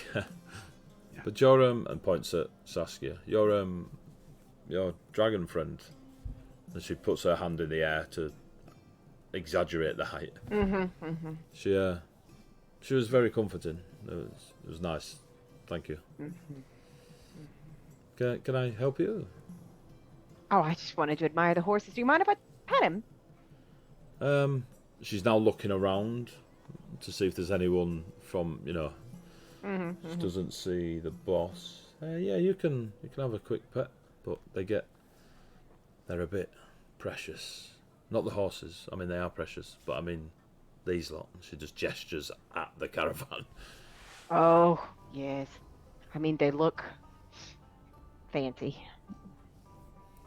Are you not precious? Are you talking to the horse? To her. Or to her? The horses are worth more than I am, or at least I in a way of... She looks confused now, like she's tripped over her own words. Regarding responsibilities and value to the caravan, the horses will... they could get another feeder of the horses. Sorry, why are you... I'm a little bit confused. Do you not have horses over there? I mean, these are nice horses, and she keeps looking around. She's very nice very looking around and nervous in case the supervisor comes around the corner. Are we gonna get you in trouble? Yeah. No, I'm sure it'll be fine. You don't need an insight check. She has no confidence in her words whatsoever. But I'm gonna reach over to Nuisance. Let me see the bottle real quick. Yeah. Yeah. Just open She's it up. clearly nervous. We're going to get fired. Let's get her drunk. Here, take a quick nip and we'll run off. Yes? You sure you don't want a sausage? Is it? I'm It's very. a very nice horse. A lot's just happened. Tell you what, I don't I'm want. Saskia. If you get hungry, come on by later. We'll be over there. Just a little nip. You sure you don't want a little nip? I'm okay. We have sausage. I don't know if you've We noticed. do I- have Lots of sausage. sausage. I'm getting. Also, apparently dried fruit. Yes, the apricots. Yeah. They were Sorry very about nice. that. It's not my... Oh, good. Yeah, they were nice. Saskia, was it? I'm Kirindor. Kirindor. It's lovely to meet you, Kirindor. Thank you so much and for letting you. me pet the horses. You're welcome. That's Nuisance. I'll see you later. Hi. Bye. I wave. Follow. I should show you the beard. It is really quite impressive. So, as you leave the half-elven young'un, just like, what the now contemplating if she actually does want a sausage now. Where are you all heading? So, Audrey, are you To the heading back to giant. Nim after you've done your scouting of... Definitely the Yeah, giant. I'm just headed back I with actually him. headed back to camp So you because Yep. I know there's someone out there who wants to kill the dragonborn. I'm paid to take care of the people. Nim's dead. Like, you've had that chance. Like, just... Well, back to the beard. Moving on. Sorry for the profanity. Fine, Sorry. fine. Yeah. You guys heard of a tactic called shock and awe? Because I think that's what you two are doing. Yeah. So, you head back to camp. You see Nim and you see Audrey. Bulru is easily seen, but their camp is next along. Wave. Alcerun will gesture towards Nim, but is looking at all of you and like wave you over. We've been summoned. Yeah, okay. We should Awesome, assassinate him. So you go over. When you get there,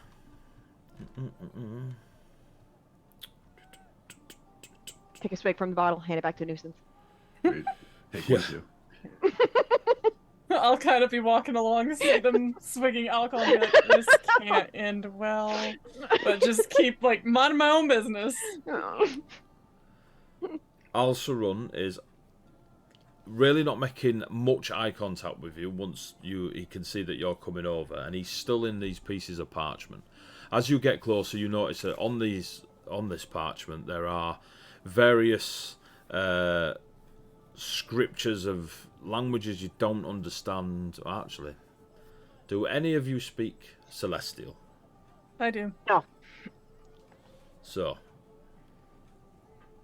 it is of a... I do as well. Right, so you do understand them. I was wrong, alright? Sorry, Heaven. Does anyone speak? So, the two of you that do understand Celestial, it is in a older form of it.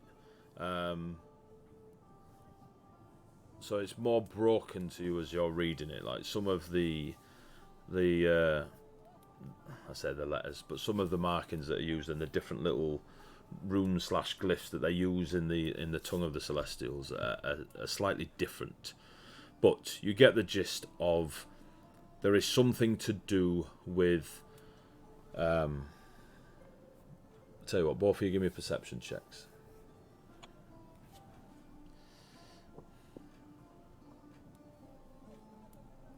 20. 20. Total. 18. Do you speak Celestial? Oh, I'm sorry. I thought I heard wolf. No, sorry. Oh, I said No, my both. bad, my I bad. said both. Oh, my fault. So My that fault. might be- I thought I heard wolf. That's cool. 22, natural 20 plus 2. I mean, we should do a charity stream, and every nat 20, I Onyx get donates money. another. I get money. Yeah. So, Audrey, you got 20 plus, and Nim, you got... 18. Oh, so they're decent rolls. So... I got fairly good. It just looks bad next to that. No, it doesn't. I'm afraid to retire these dice. I don't want to piss them off. You know you can't play any other character now. Like, those dice now have to Yeah. stay. Has to be Audrey. Alright, so...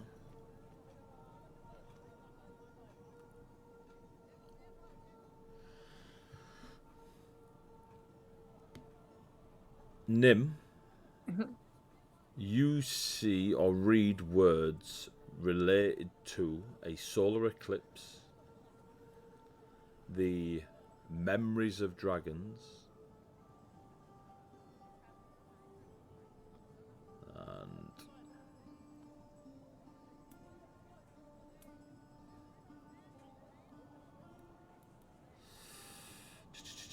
where is it?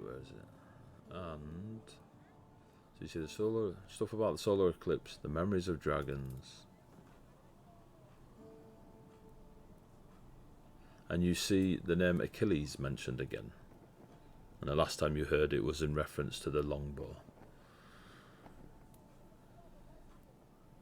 That's pretty much just from that, and this is like just as Sarun's doing it. On your natural 20 plus some, there is a particular paragraph that stands out to you more than the rest. Sarun just kind of puts that bit of parchment down and you get time to read it. And this is what it says.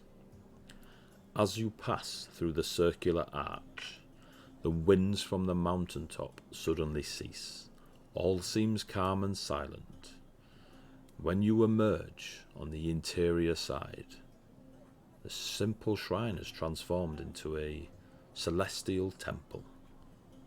Slowly drifting nebula of purple and blue have appeared where there was previously open air, forming hazy floating platforms leading toward a coalescence of energy shaped like a slim crescent moon that now glows off the ground in the middle of the stone wall at the far end of the temple. I can probably copy paste you that. I already got a timestamp for the video. That was smart. I was just trying to write. Well, in that case, you can write it down yourself. If you need me to, I can just send you it. But it comes across as somebody telling somebody, like describing an area to them.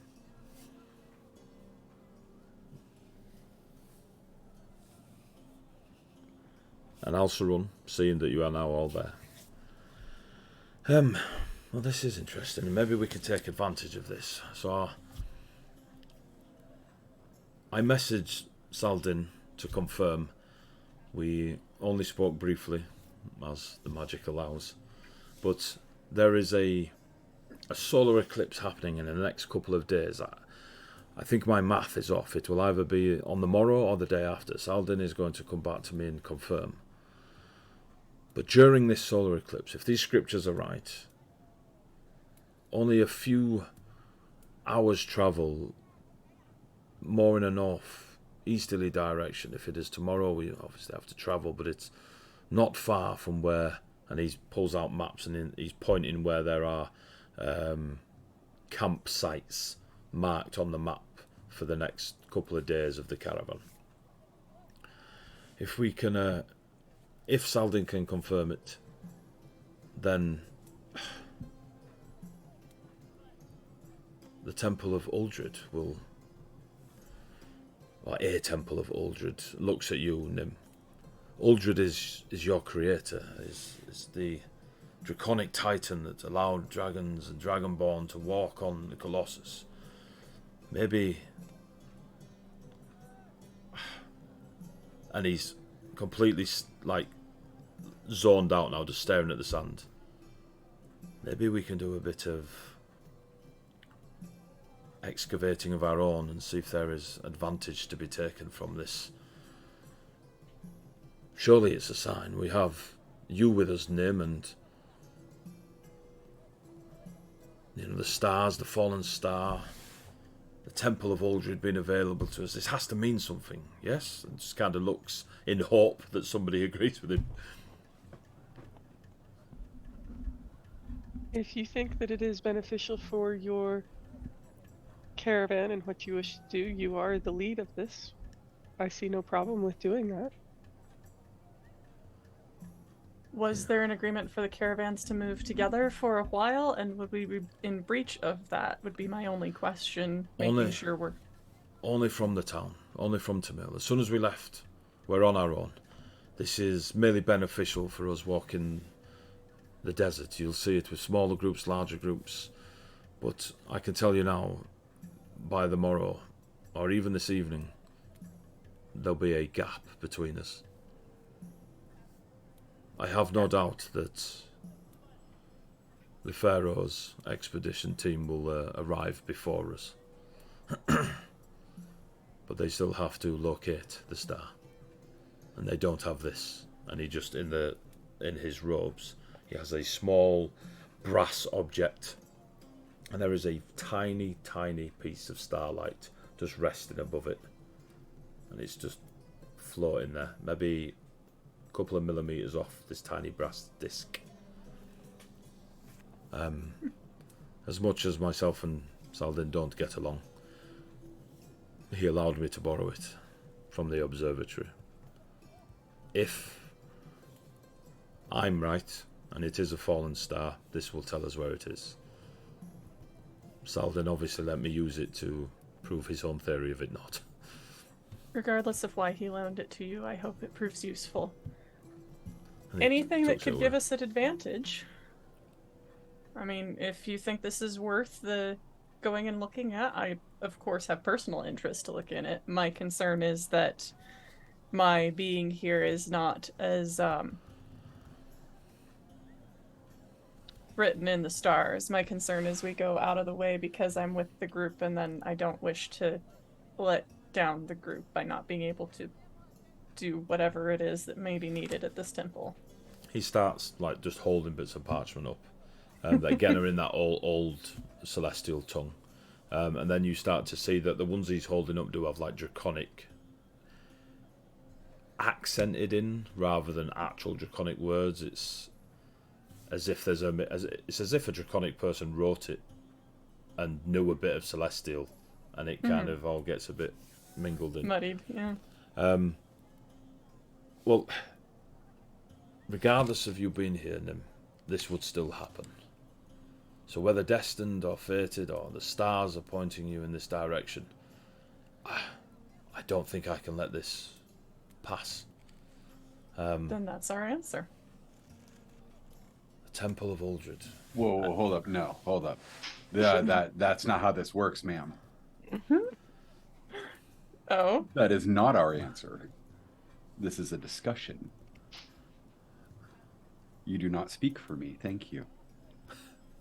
Fair. You may continue, but I'd like to remind you that you don't speak for me. Go ahead and continue Fair. your discussion. I'll continue listening. If the group travels a different direction, and you are a bodyguard of the group, does that not mean you go where the group goes? Anyway, continuing conversation. No. My job is the group's safety. And part of this discussion is whether or not this is the correct and safe choice. That's what we're discussing. And you just said, yep, sounds great to me, without asking any of the rest of us. And my job is our safety. And so I'm just reminding you that, no, that's not exactly true. The other two agreed to it before I did. How come I'm being singled out? This is not in character. Because you turned down my dinner invitation and clearly are not my friend. Okay, noted. You acquaintances. That's correct. I have friends and you. Noted. It's alright, I'll have a friendly NPC for you, Ish. Is that... I think, personally, that there is a cool thing that we have an opportunity to go see. And we can either travel with the person who plans on killing us, or we can wander off into another direction, into something else that might kill us. But I will say that I have some tricks up my sleeve to keep us a little bit more safe if we were to wander away from the group. If Saldin confirms, and it's tomorrow, it will only be a 2-hour hike there and a 2-hour hike back. I say only, but unless you can make it quicker, that's just as my old feet will take. But you are planning to join us, yes? Yes, most definitely. The Temple of Uldred, any in the world, there are no dragons in Colossus. Dragonborn, yes, but I've never been anywhere near any historical evidence of dragons in Colossus. Just stories and myth and the facts of certain magics and Nim here. Out of curiosity, where do those scriptures come from and how publicly available are they? And I'll kind of look towards the dwarf, making sure that my intention is known with that. They are not publicly available at all. It is... Saldin had them for years. And it was more when there have been other expeditions throughout the southern areas of Portamere. When the pyramid first came through, a lot was displaced. The dream, the realm of the pyramid and our realm, the crossover is different. So immediately we explored, and those before us explored, and Saldin came into possession. You must have seen his room where the tree is, and he looks towards Audrey. There are things in there that we still haven't got around to investigating, slowed down by maybe some immature choices on both our parts. But these collection of parchments were one, and I've been studying them recently, and the mention of a solar eclipse and the fallen star was looking for a connection, and then I discovered Temple of Uldred. It is. If this fallen star was not here right now, I would be sending every possible resource I have to check the truth of these scriptures. But as your guardian friend suggests, maybe it is unsafe. And I won't be going without you, because that would be unsafe for me. And then just kind of looks at the sun. Maybe I can just wait another 1,000 years to... There's no mention of the word 1,000 in these papers. But yes, I need to wait for Saladin to confirm anyway.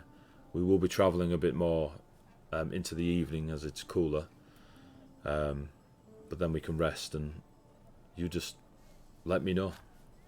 I just want to know how this advances us. That's all. Like, what is this doing for us on our quest for this information that I'm supposed to be gathering, guys? Like, you know, that's all. Rather than, and by the way, I'm out of character. I'm all for the side quest. Oh, yeah. But like, yeah.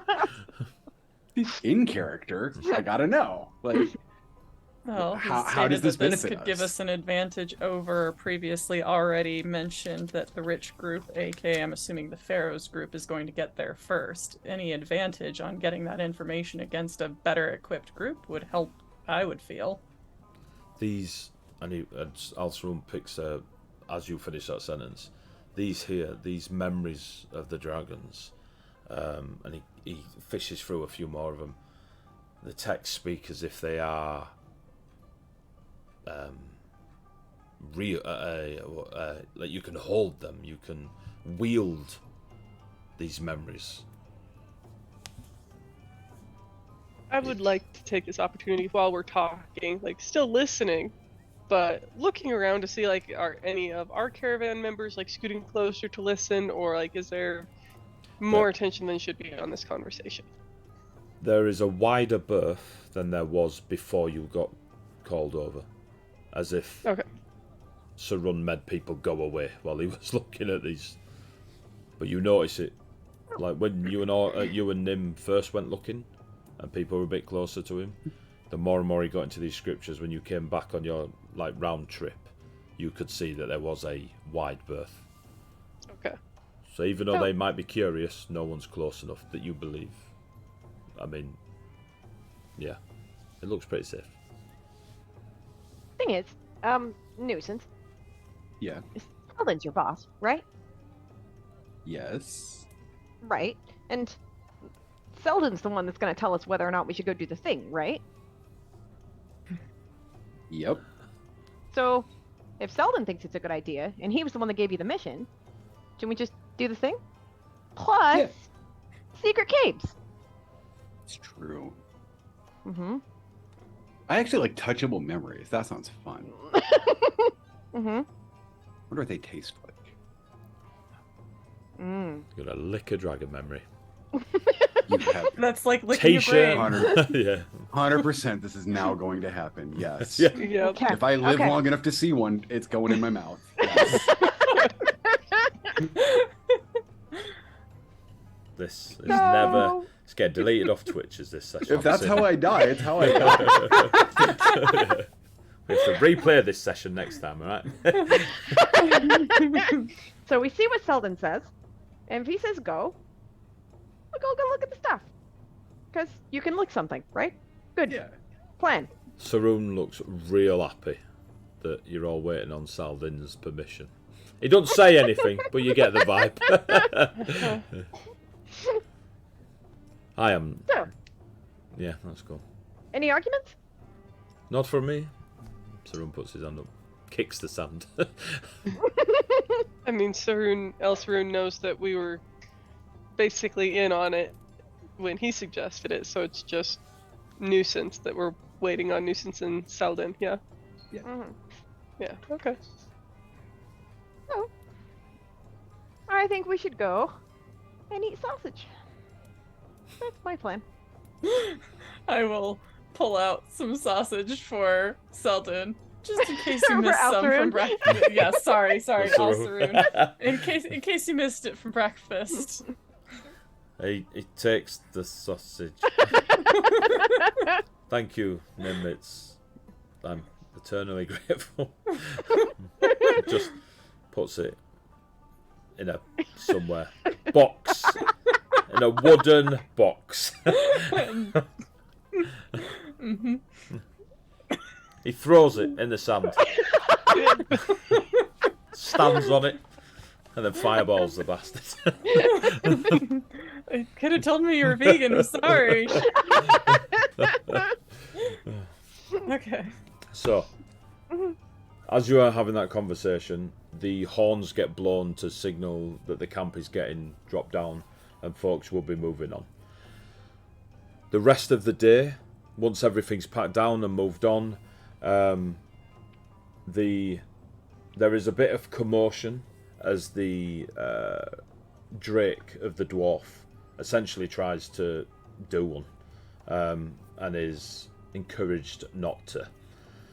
You notice it quite blatantly that there is a dislike of the dwarf from pretty much everyone, especially the Dream Spirit Warriors.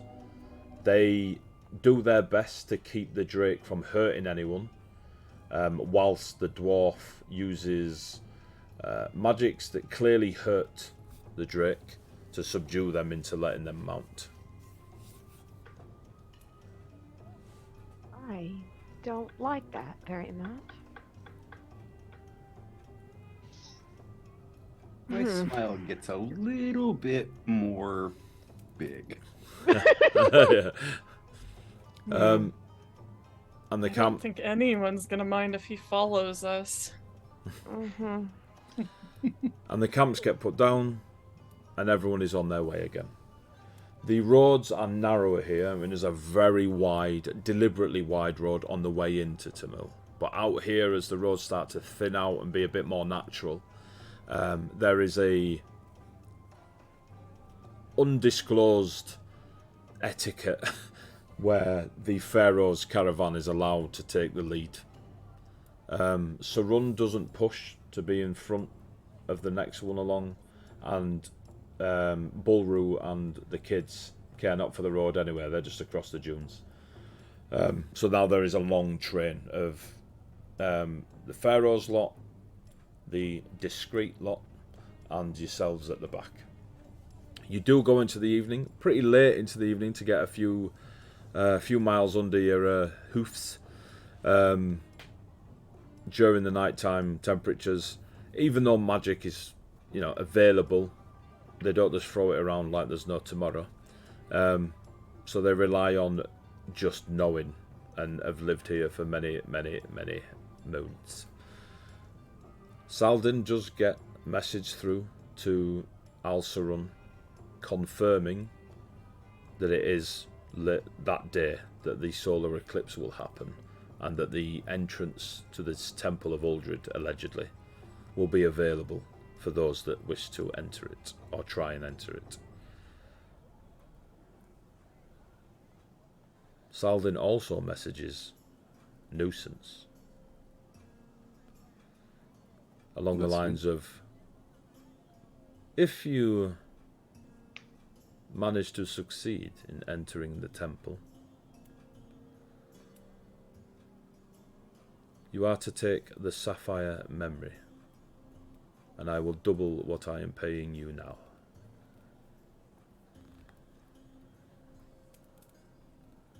And that's all he says. You can reply to it, but that's the message that comes through to you. No need to reply. I mean, other than whatever acknowledgement that needs to be given, right? Yeah. We're good. So, Audrey, do those guards look familiar to you? The ones with our caravan? No. The with They you do. ones. Yeah. I'm shaking my head. I'm like, oh, those guys. Yeah. Yeah, the closest guards were the first ones, I assume. The ones with the pharaohs caravan? Mm-hmm. Not really. Interesting. Are they familiar to you? Something is. But if they're not familiar to you, why would they be familiar to me?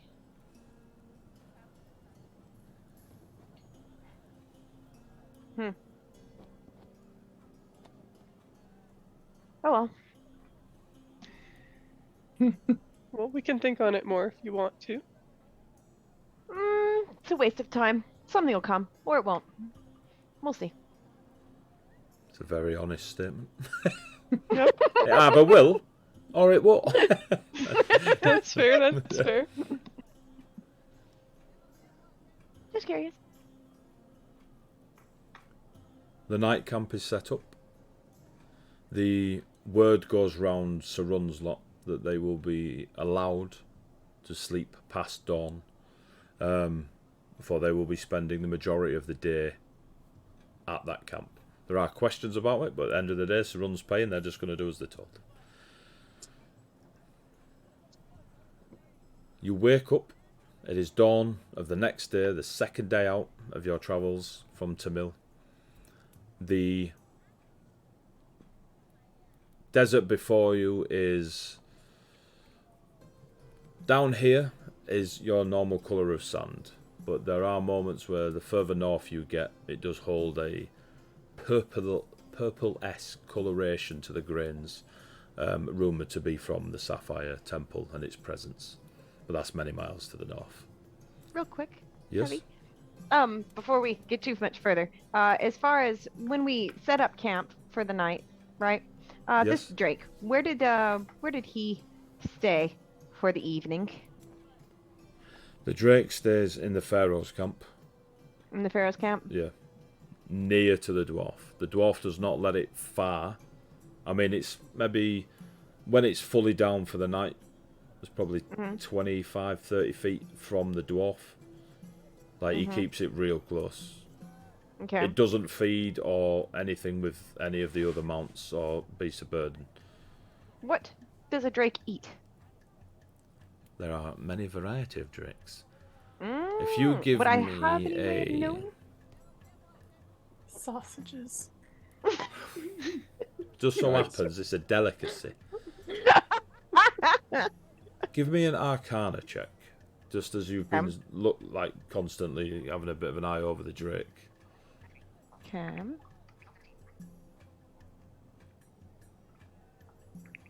Oh, bad. It's real bad. I'm not gonna pass that. It's a 2 as a roll, so anything I add to that is gonna. As much as I want to tell you, I got nothing for you. We got no information. Yep. Okay. You know it's a Drake just by eyes on. What flavour of Drake, you've no idea. Okay. Well. So our camps are camped close enough to see each other still? On this first night, yes, they're in like a mass. I mean, imagine a couple of football fields of area, and these camps are kind of spread around. There isn't the localized connection of canvas anymore. Everyone's got their own camps, but they're within sight. And again, it's more of a Saskia's been wandering round camps rather than, they're over the fence type thing. But the camps are close enough that you could wander to another camp in a robe the same height, etc. But what I am going to say is the monologue of, as the night happens, if you want to do stuff in the night, we can do it next time. But at this crossover of night till dawn, we'll call it there. And if you guys are wanting to do stuff through the night, we can do that at the beginning of the next session, and then we'll crack on with the rest. Because it's 3 minutes past 5, so That's fine. I love you all, but I'm pretty sure I fell asleep twice and my eyes didn't close. Fair enough. But yeah, so we're gonna call it there. That was super cool, super fun. We got out of Tamil, yay! Finally. And I didn't steal anything. Yeah. that I know about, like with your dice rolls. I don't even know if you stuff. Just send me an inventory list later. So yeah, thank you very much to chat for joining in and keeping it active, and we got a few follows and such. That's been really cool, and the sub, thank you very much. all the sponsors and stuff, they're super cool. They're probably not going to watch this, but they're cool anyway. Thank you to Wolf for joining us. And thank you for it's going to having be very cool seeing when Nuisance goes. And I'm going to go talk to that dwarf, for fuck's sake. But yeah, it was beautiful. I loved it. Thank you very much for joining us. And we'll see how the party of 4 now goes forward. And hopefully there may be a 5th. But we'll leave it there until, the 5th. Just saying, I'm going to learn that trick. I'm learning that trick. Yeah. Gonna multi-class. You better separate those caravans. Yeah. He's gonna be talking to that dwarf every day. Give me that multi-class. And thank you to you lot, to Ish, Onyx and Misty, and obviously Wolf.